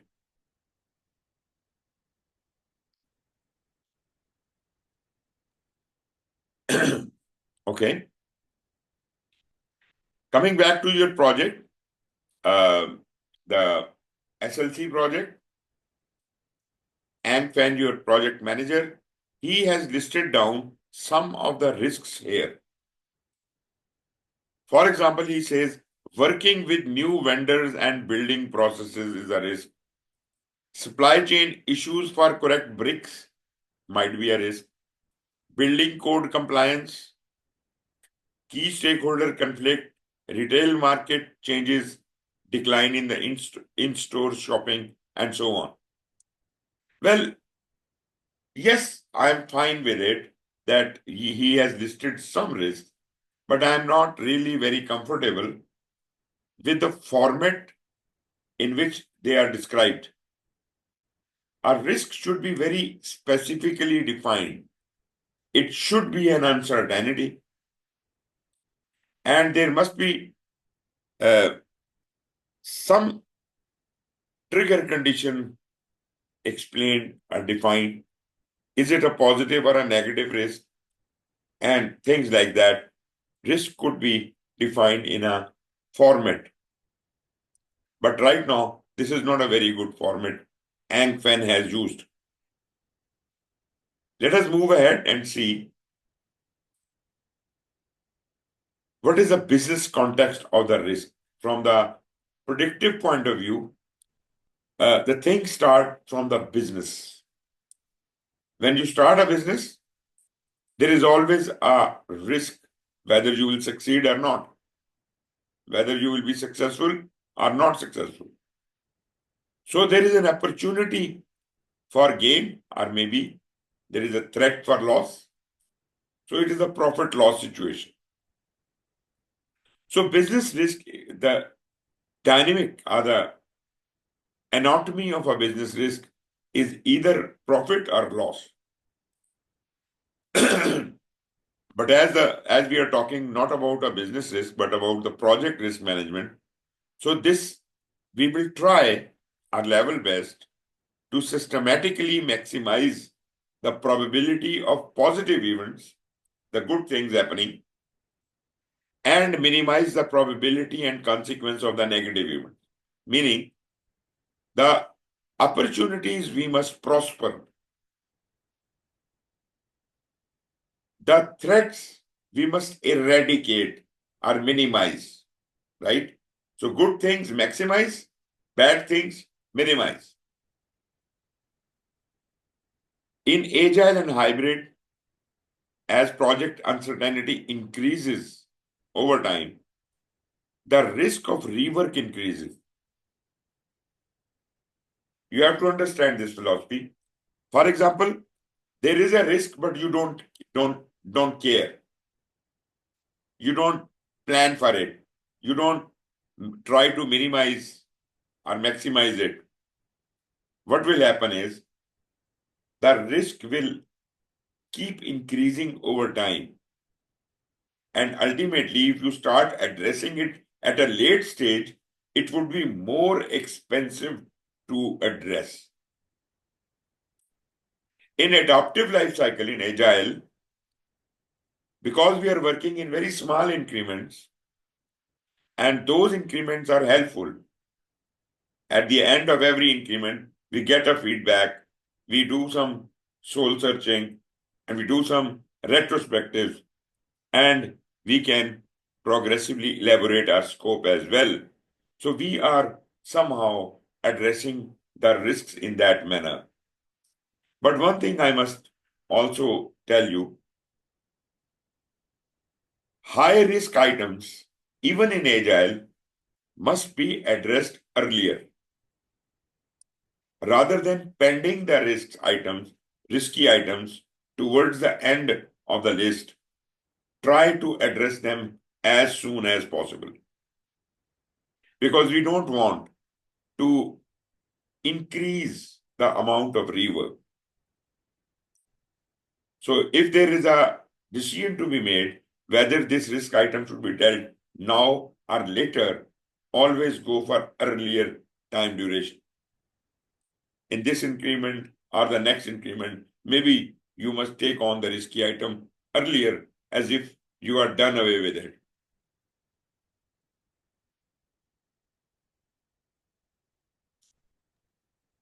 You create a strategy for your risk management, and for that, naturally, there must be a policy in your organization for risk management. You must consult that.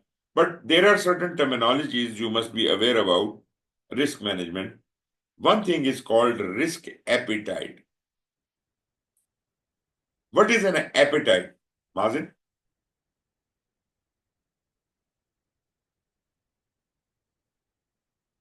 What do you mean by appetite?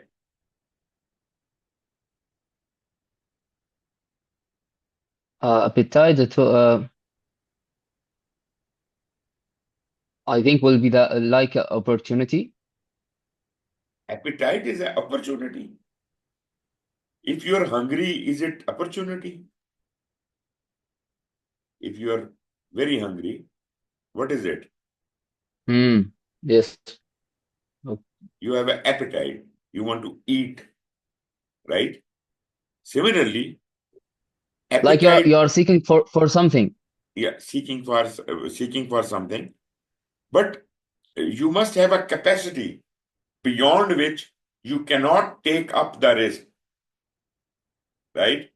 For example, you can eat a mouthful, but not more than that, right? Or you can eat a plateful, but not more than that. There is a limit to how much can you eat. Similarly, how much risk can you take? There is a limit to that. If it is within your capacity, you must take that risk. Otherwise, it should be dealt with separately. Okay. Let me tell you, for example, if there is a fly bothering you while you are working, how big is the risk? Is this risk?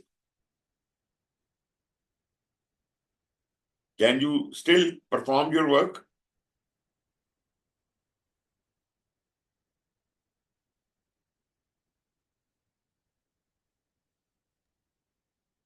Abby?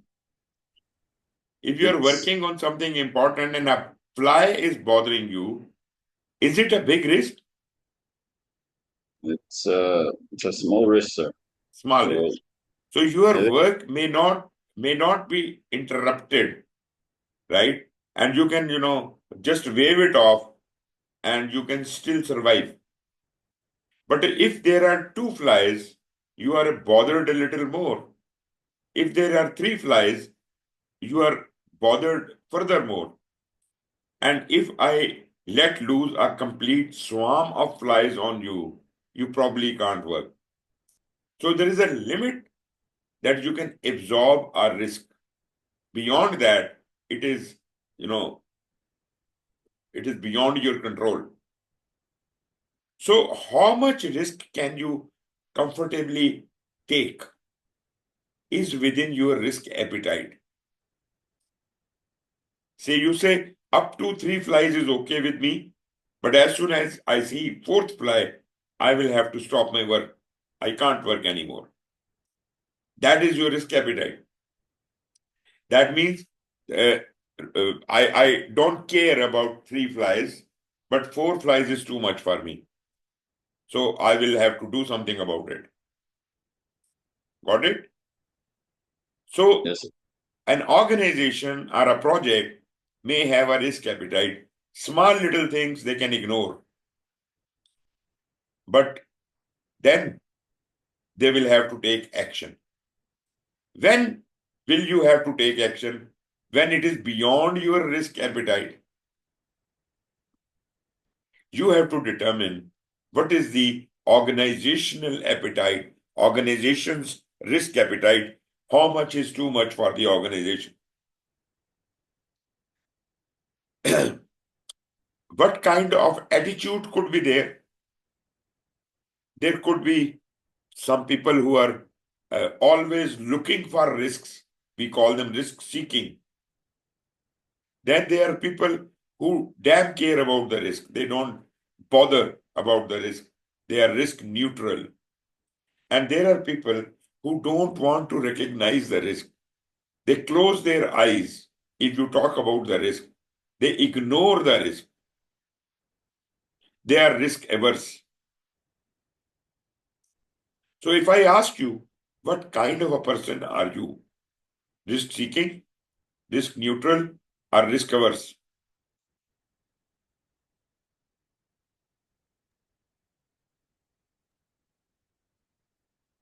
Yes, Mazen? Risk neutral, Risk neutral, okay. And why not risk because seeking? sometimes the risk will be will have a negative impact, and other will be positive. So to be neutral, for me, it's better. Okay. You can deal with both negative or positive. When I say risk neutral, that means positive and negative both risks. Or when I say risk seeking, that positive and negative both risks. Right? So what I want to tell you, risk averse is a very negative and very bad attitude. That is a person who doesn't want to recognize the existence of the risk, and he or she closes his or her eyes to all such uncertainties. That is not good. That is unhealthy. Risk neutral is kind of okay, but you see, you are not blind to the risk. If it touches you, you will say, okay, I can do something about it. But that is also not a very good approach. Risk seeking is good because you should be proactive in looking for all the opportunities and threats beforehand. So risk taking is good, but at the same time, I would say calculated risk taking is the approach. Calculated risk taking. Don't try to be just a brave person without any estimation or calculation, without understanding the risk. You are just trying to portray yourself as a very brave person, and you go and bang yourself into the risk. That is not a risk-seeking attitude. That is a negative attitude. That is a very bad attitude because you are going to suffer out of it. Similarly, risk-averse person, I already said, this is anyways a negative attitude because you can't blind yourself to good or bad things happening around you. You can't say I don't care. I don't know. Anyways, these are the various risk attitudes. Then we have got the risk threshold. We understand that what is the organizational or individual appetite within a project for the risk is anything beyond that certain limit must be acted upon. We must recognize that thing as a risk. Anything which is within the appetite is not a risk. Right? So the limit beyond which on the positive side or on the negative side, you will start considering it as a risk is called beyond your risk threshold. Anything which is within the threshold that is bearable, acceptable. Anything which is beyond the risk threshold, either on positive side or on negative side, whether opportunity or threat, we have to take action on it. So we have to look at that, and for that we have some qualitative and quantitative tools which we will discuss later.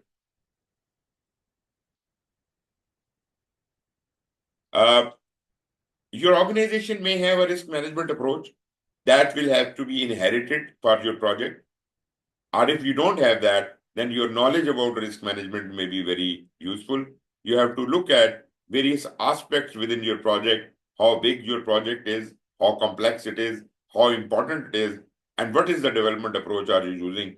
So according to that, you create a risk management plan which could address these topics in your risk. This is kind of a guideline for how to deal with the risk management. So risk, what is your risk strategy? What is your methodology? What are the various roles and responsibilities for risk management? How the risks, the contingencies, the reserves, the funding is going to be coming. What is the timing of various types of risk? What are the various risk categories? Stakeholder risk appetite. Now, appetite is not only of a single person. Actually, because we are doing this project for customer and many other stakeholders are also involved and engaged in it. So we have to consider their appetite to formulate the risk management strategy. Definition of risk probability and impact metrics, reporting formats, other things like tracking document, these all are part of your risk management plan. I think we have seen this kind of a diagram earlier. If we are dealing with a simple project, which is not very technical and where the requirements are, we have a mutual agreement with the customer. This is a simple project. It could be done in a predictive manner. Agreed?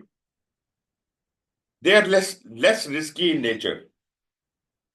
As the things start becoming complicated, meaning high tech things we start doing, and we don't have scope is not really fully agreed upon. That is the area when you start using adaptive techniques. And if things become even more complex, we can still keep using adaptive. Ultimately, red zone, you can see up there, where the technology is beyond your, it is way off your scale. You are not competent to deal with that kind of technology, or where the requirements are absolutely there is no agreement. That is chaotic zone. This is fundamentally risky, and you shouldn't be doing this kind of work. Not even by agile method.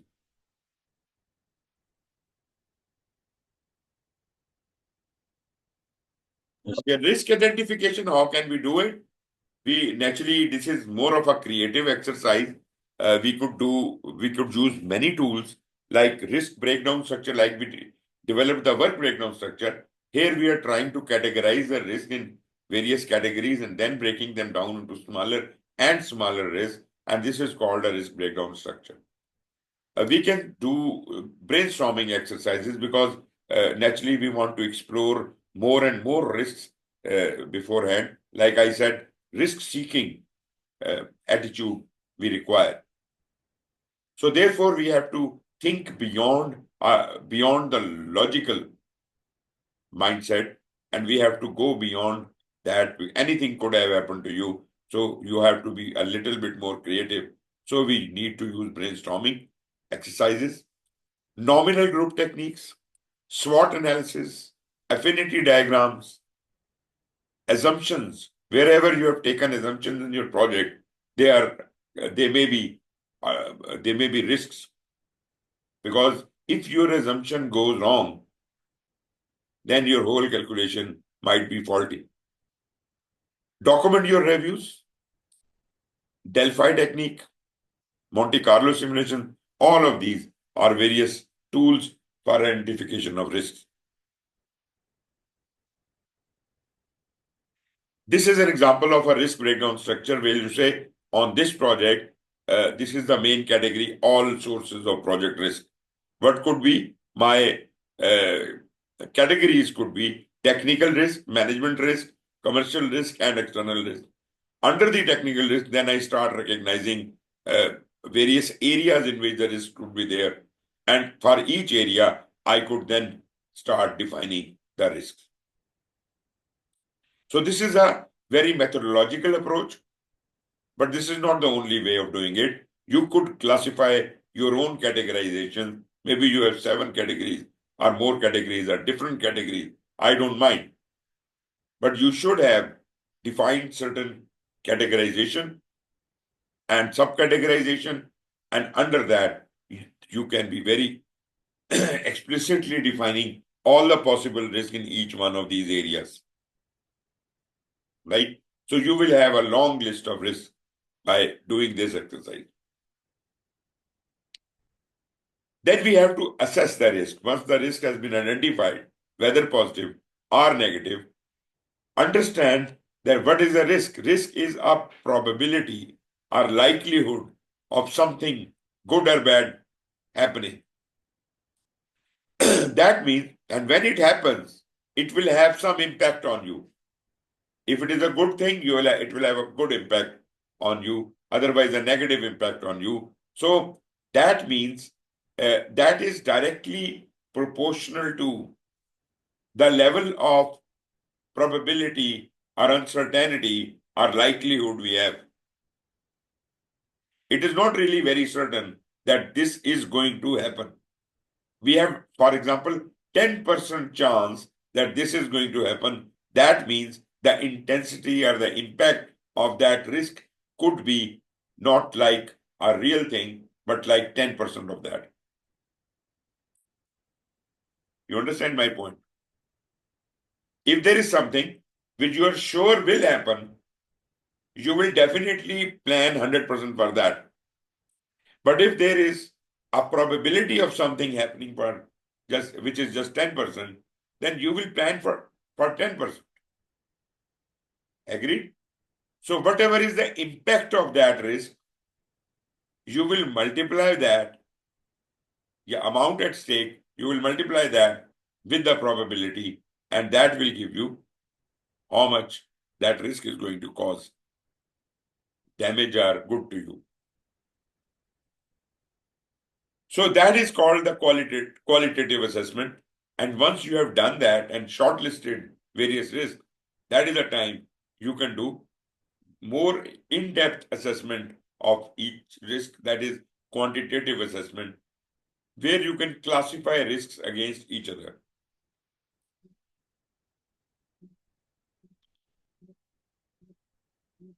This chart shows the probability and impact definitions. For example, you have to look at it from the perspective of the baselines. We have got the scope baseline, the time baseline, the cost baseline.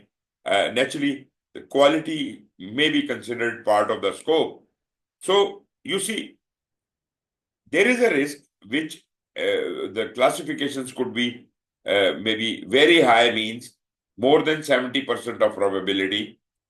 High might mean 51 to 70% of probability. Medium might mean 31 to 50% of probability. Low might mean 11 to 30. Very low, 1 to 10. And anything less than 1% may not be considered as a risk at all. So that is just from the probability point of view. Now let us look at it. What is the impact of this risk on your, say, schedule? If it can cause a delay of more than 6 months, that might be a big risk. If it can cause a delay of 3 to 6 months, it may be high risk. 1 to 3, medium. 1 to 4 weeks, low. 1 week, very low. And anything less than that might not be considered as a risk at all.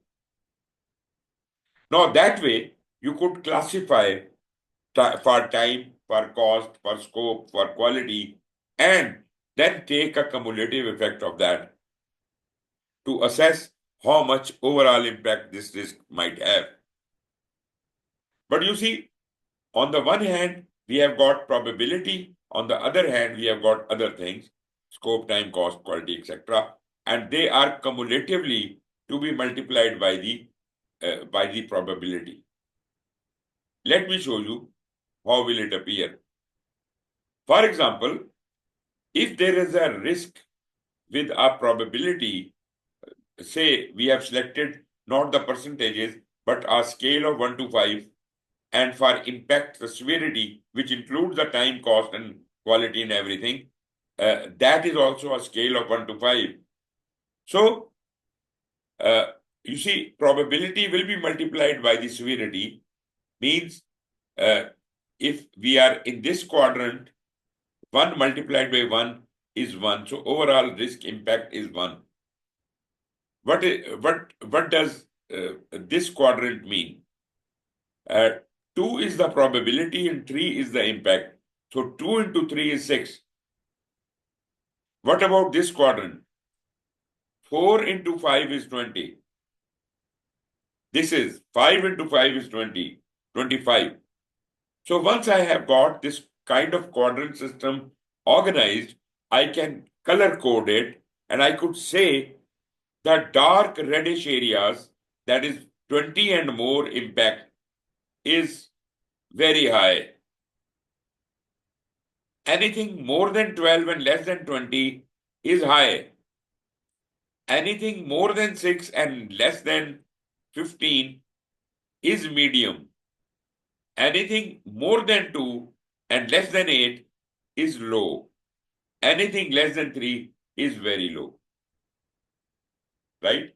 So now these quadrants are color coded, and I can place my risks here.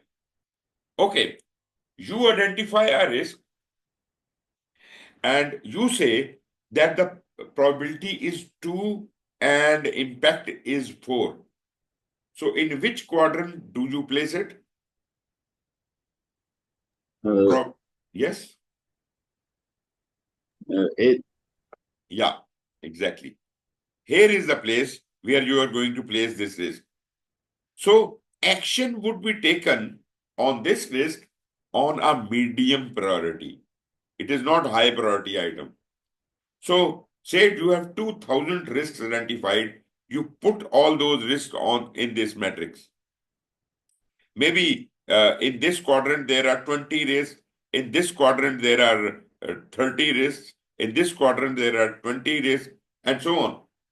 So all the 2,000 risks will be divided into these quadrants, and after they have been divided, maybe you can put up a post-it note for each risk into this, and all those items which are in dark red zone would be considered as very high. So you see, we have automatically prioritized or segregated the very high items. Or maybe you decide that we will take action only on very high and high items. That means anything more than 15, more than 12, you will take action on. So that means dark red and the red area, this is what is a selected one. So this selection parameter we designed is called qualitative risk analysis. Right? It is called qualitative risk analysis. And all the risks, maybe there are only 500 risks in this area, very high and high. Rest of the 1,500 risks, we are just going to put them aside. We don't take any action on them because they are low priority. But at the same time, we will keep some reserve for them, because any one of those risks, if it occurs, we will have some funds to take care of that. But these risks are more important, more critical. So these risks I will take individually and address them specifically. Got it? Eddie, are you with me on that? Yes, sir. Good. It's like the entire chart is like color coded. Like Yep. green is good, yellow is still semi-good, medium Yep. action to be taken, then high is Exactly. And you see, this is not some standard. You have to create your own chart. You can define the parameters by yourself. This one and this one also. They are just samples given to you. It is not Understood. something you can use directly. For your project, you decide what are the probabilities, what are the time limits, cost, quality, and then you design this chart on your own. But sir, how do we gauge from 1 to 5, for example? Is it your personal Yeah, it is just an judgment? approximation. All right, sir. It's just an approximation, just like we did the planning poker and we did the t-shirt sizing. It is just like that. Like, there is a risk. I asked you on a scale of 1 to 5, what is the probability of this risk? 1, 2, 3, 4, or 5, right? You say 3. I say, okay, 3. Then I say, on severity or impact, what is the scale from 1 to 5? You say 2. I say, okay, 3 here and 2 here. You are in this quadrant. 3 into 2, 6. So place your risk here. So you take the post-it note and put it here. Let us assume this is a very big chart on the wall or on the floor, and you will paste your post-it note in this quadrant. And then you recognize another and another and then another, and maybe 2,000 risks you have identified. They all will be distributed on the chart. Then you take on only those risks which are in the red area, whichever you define, high intensity. And you prioritize them. You segregate them, that these are big risks. I will plan for them. Remaining risks, I don't want to waste my time on. I will give them a reserve amount and they can deal with themselves. Okay. All the risks you have identified, they can be recorded in a document called a risk register. This could be a suggested sample format for that. You can describe the risk in the first column. Maybe you can give it a number. Then what impact description could be provided in the second column. And that would be what will happen if the risk is not mitigated and eliminated. What is going to be the impact? Meaning, if this risk occurs and we have not taken any actions, what will be the shape of the issue it will undertake? It will become an issue. If this risk remains unaddressed, it will become an issue, right? So what is that issue right here? Third column is, what is the impact level? So on a scale of 1 to 5, you say 5, 5, 3.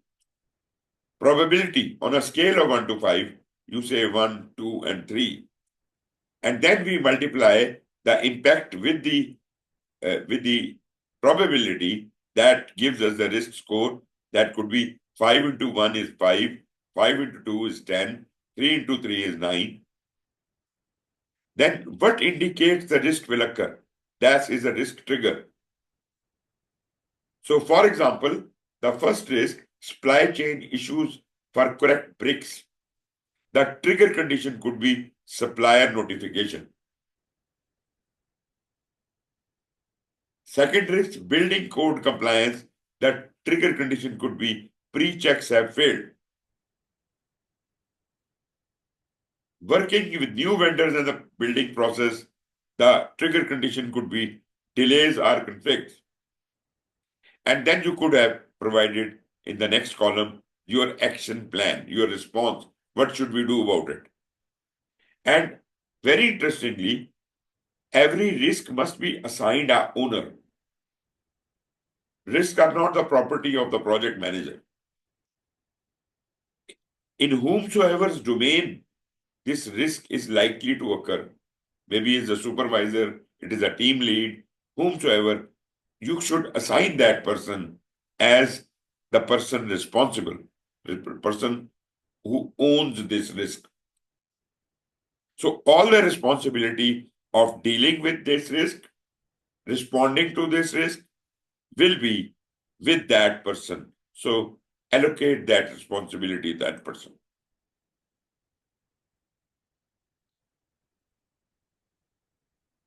So there is another example of risk list. just like the risk register, all the risks here, probability, impact.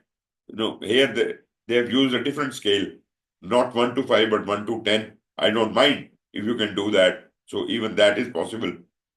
Things can be done in that way. In Agile, we call it a risk list. In predictive, we call it a risk register.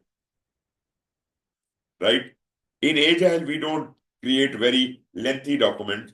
So risk list could be simple, like these 3-4 columns.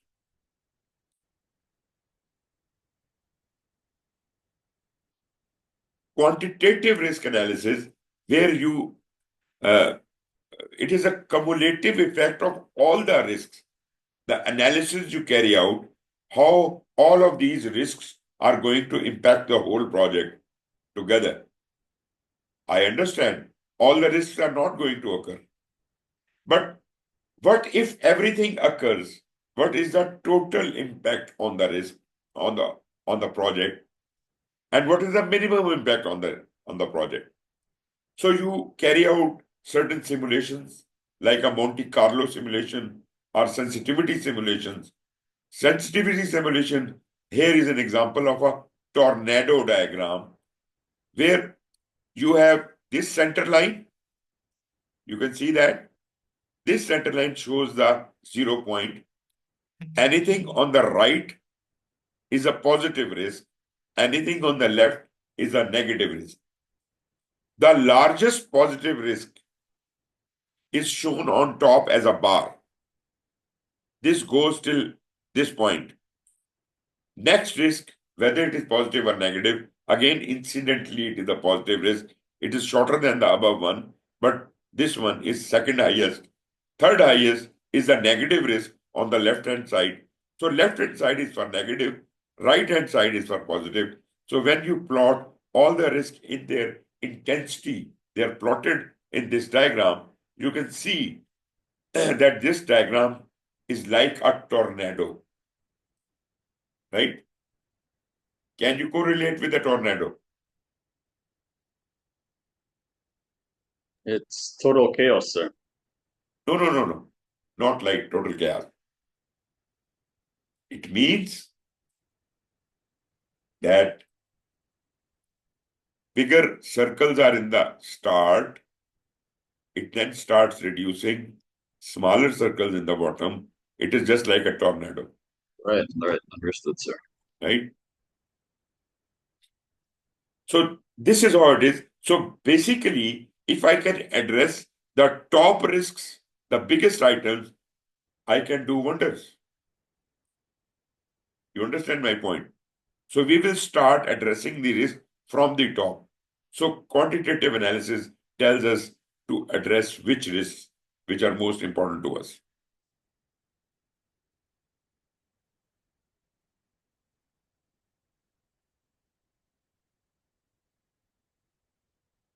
Okay. Then we have got a decision tree. Well, decision tree is also a very interesting mechanism in which we make the decision on various things like, if I do this, either this will occur or that will occur. If I do this, this will cost me this much money and that will cost me this much money. How much is the probability of going on the right path or on the left path? Say, if I am on this decision point, there is 10% probability that I will get $100,000 profit, and 90% probability on the other path that I will get a loss of $10,000. So $10,000 multiplied by 90%, that is one option, and $100,000 multiplied by 10% is the other option. Which is the better option? You got it? This is how the decision tree analysis is done. Similarly, we have influence diagrams. Quality management graphical aid shows elements of uncertainty caused by risks using ranges or probability distributions. this influence diagram, maybe, when, you can't make decisions through decision trees, then probably our decision tree becomes too complicated. We may have to resort to the influence diagrams. Expected monetary value, I don't think I have got some examples for you on this slideshow. Otherwise, I could have shown you. But expected monetary value is if you are trying to make 2 or 3 decisions on a decision path. First decision, second decision, third decision. Then what is the overall expected monetary value at the end of those 3 decisions?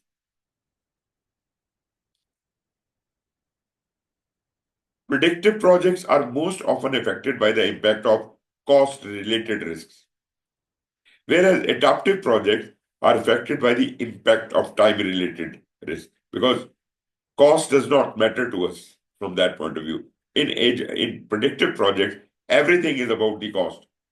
In agile projects, everything is about the time.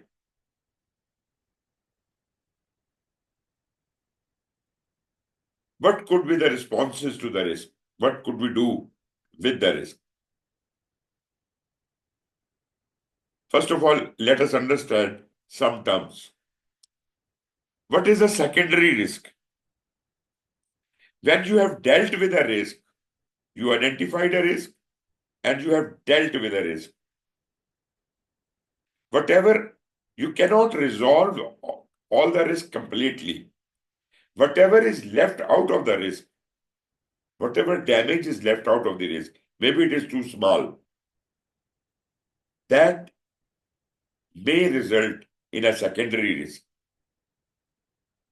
Or in a way, I should tell you that there might be risks hiding behind the main risk, which are not visible until the primary risk has occurred. So those are called the secondary risk. Residual risk is the risk which remains after the risk response to our original risk has been implemented. The remaining effect of the risk, which might be too small, is called the residual risk. Then we have got contingency plan and contingency reserve. Now, interestingly, I would like to tell you, contingency plan is not for risks. What happens is, when a risk occurs and the damage has been done, it becomes an issue. So this contingency plan or contingency thing gets into action after a risk has become an issue. The response to the risk might have failed and it has resulted in an issue. To address that issue, to give it an alternative path, a plan B kind of a thing. So this is our alternative plan to deal with the issue now. It is no more a strategy to deal with a risk. Contingency plan is for issues.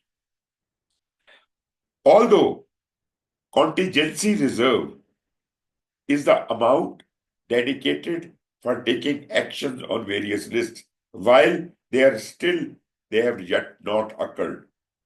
So this is called the contingency reserve or contingency allowance. Got it? Understood. These are the various strategies for risk management. As far as the threats are concerned, we have got the items shown in blue. These are the strategies for the negative risk, and the items shown on the right hand side in orange color, they are to deal with the positive risk, opportunity. You see, the first strategy on both sides is to escalate. That means the risk you have identified, if that risk is beyond your project or your activity and it impacts other areas like someone else's department or risk. So that risk is maybe beyond the call of duty for the project manager. Maybe this is a common risk for some other projects, and the program manager might like to address that. I cannot address it in isolation in my project because other projects are also impacted by the same risk. So such risk, whether positive or negative, which could impact beyond my call of duty, should be escalated to the next higher level, as if they can address it. My job is finished. I identified it. I found this is too big a risk for me, whether negative or positive, and I have escalated it to the next higher authority. So this is called escalation. Second, rather I would say the first response comes to my mind in case of a negative risk is somehow to avoid it. Like, if there is a blockage on the road, and I know there is a blockage on the road, and I'm supposed to be traveling on that road to reach my destination, and I know that I'll be delayed for, couple of hours if I go to that road, I may find an alternative route, which might be a little longer, but it will get to my destination much before, but in much less time. So this strategy is avoidance. I have avoided the main risk and found an alternative route. Similarly, if there is an opportunity, and this is a good thing happening, I don't want to avoid it. If there is something being distributed, some sweets are being distributed somewhere, it is not in my route, but just to exploit that opportunity, I change my route, take a little extra route, and I try to enjoy or exploit that opportunity. So naturally, it will cost. Whether I want to avoid a threat or I want to exploit an opportunity, it will cost me something, but actually, I will be able to address it. Second thing, for the negative risk comes to my mind, is to somehow hand it over to someone else. Someone else should take care of that. Someone else should take the responsibility of that risk, but not me. So you try to transfer a negative risk. Like maybe you say it is too risky to do this job. So why don't I sublet it to some contractor? He would be responsible for all losses or whatever. Maybe he charges a little extra, but I will transfer the risk to the other party. Life insurance is also an example of risk transference, right? Or any kind of insurance. The opposite of insurance, of transfer, from the positive perspective is share. If I have an opportunity, why should I not share it with others? So we share the opportunity. As far as the next strategy is concerned, that is most commonly used, that is mitigation. Mitigation means that I will try either to reduce the probability of a negative risk or reduce the impact of that risk. You remember, a risk is made up of two things, probability multiplied by impact, right? So if I can reduce any one of those, my risk will be greatly reduced. Isn't it? Yes, sir. Similarly, the positive could be enhance. If there is an opportunity, I would like to maximize the, the opportunity by either increasing the opportunity or increasing the impact of that opportunity. So this is called enhance. So opposite of mitigation is enhance. And the last strategy is common for both threat and opportunity. If I can't do anything else, I will have to accept whatever comes my way. I can't escalate, I can't avoid, can't transfer, can't mitigate. So I have to accept it on the face value. Similarly, on the opportunity side, if I can't escalate, can't exploit, can't share, can't enhance, then whatever is coming my way, I'll accept it. So these are the 10 risk response strategies. Question: which of the following is a good example of mitigating the probability of risk of becoming overwhelmed with a fire in a newly constructed building? We are sir. talking about mitigating the probability, right? Yes, what do you say? A, sir. A. Okay, good. I'll just avoid these questions and let me move on.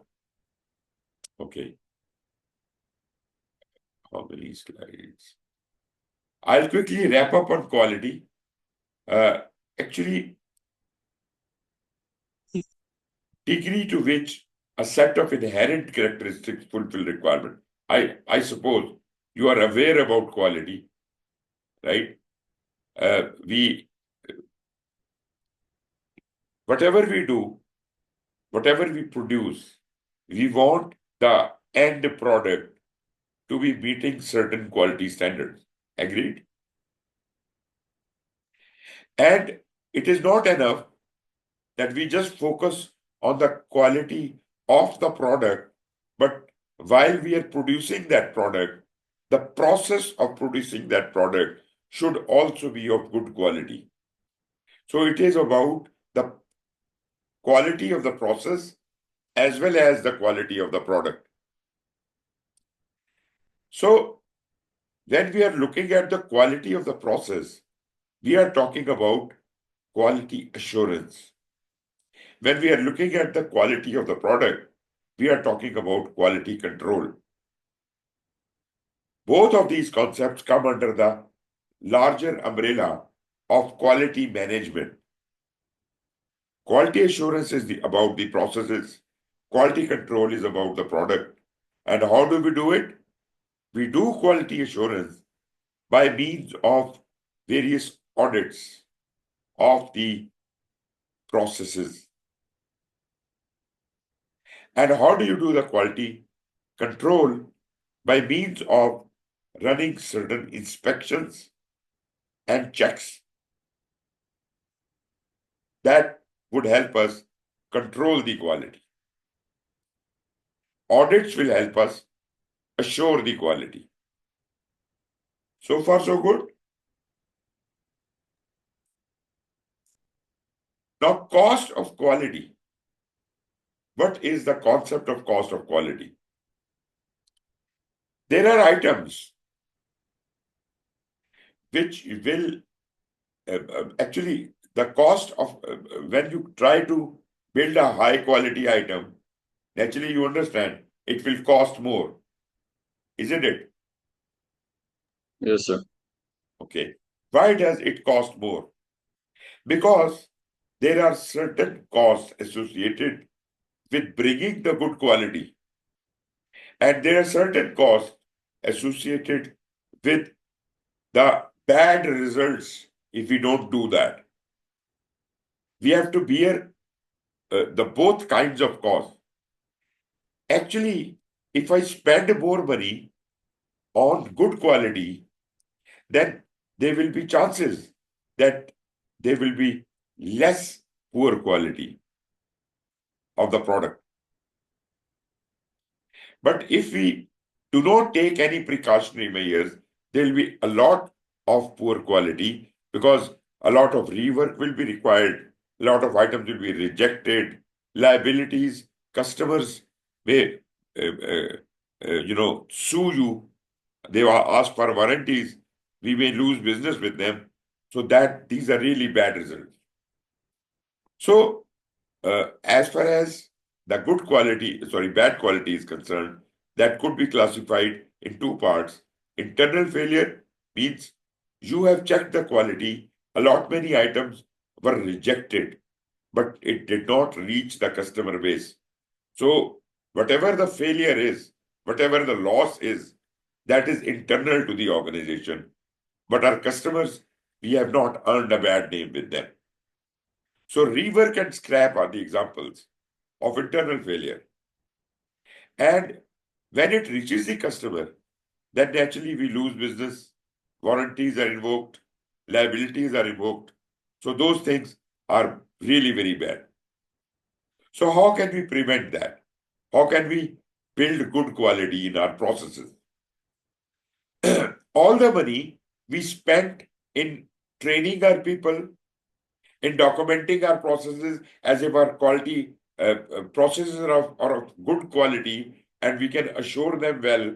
We buy good equipment beforehand, or we take time to do work right in the beginning. We don't we don't experiment with it. We know what is to be done and we do the right thing. So this will prevent bad things happening. The big losses which are shown as external and internal failure, they will not occur. Or at least if they do occur, the number would be too small.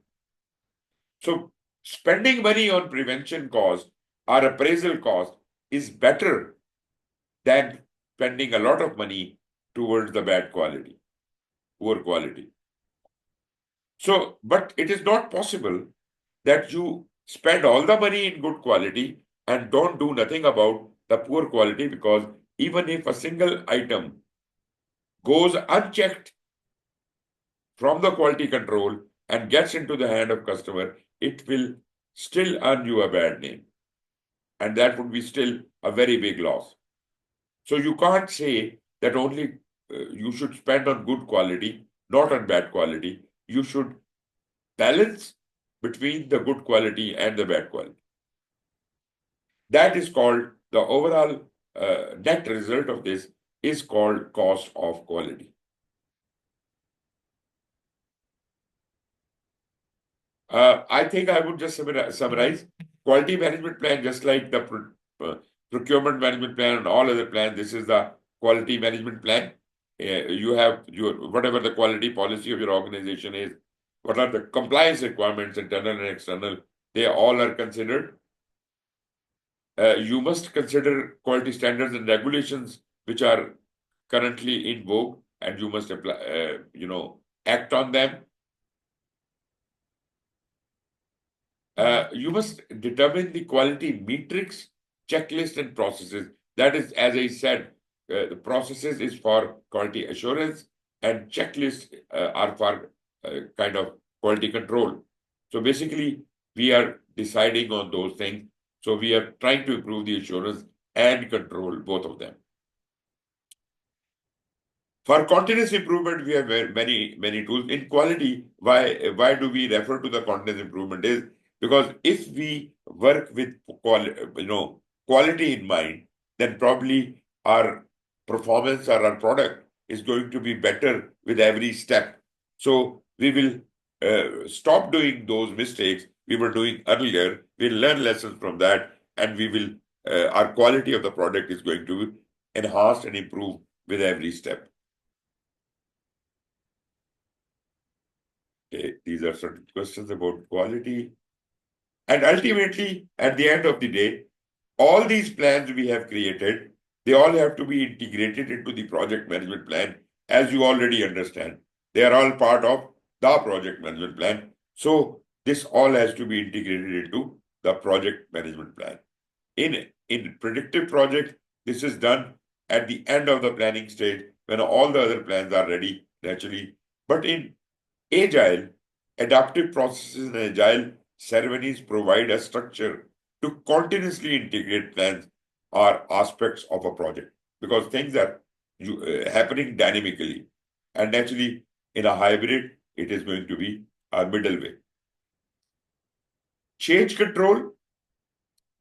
Naturally, you understand, in predictive projects, we do have a very rigid change control mechanism. In agile, change is natural. We don't need to baseline anything. We don't need to seek any permission in agile for changing anything. Change is completely dynamic.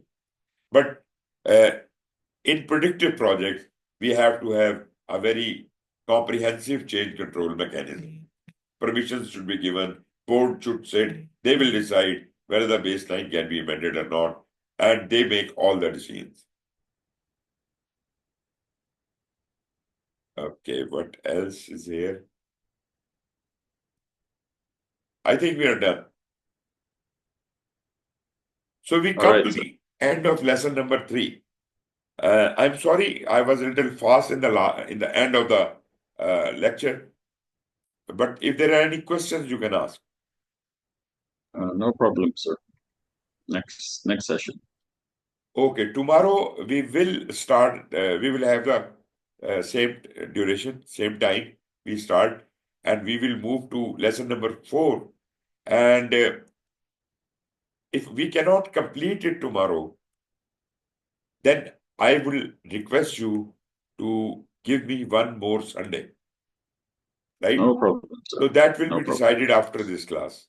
So see you tomorrow at the same time. All right. Thank you, Eddie. All right. Thank you. All right, sir. See you tomorrow. Take care. Bye-bye.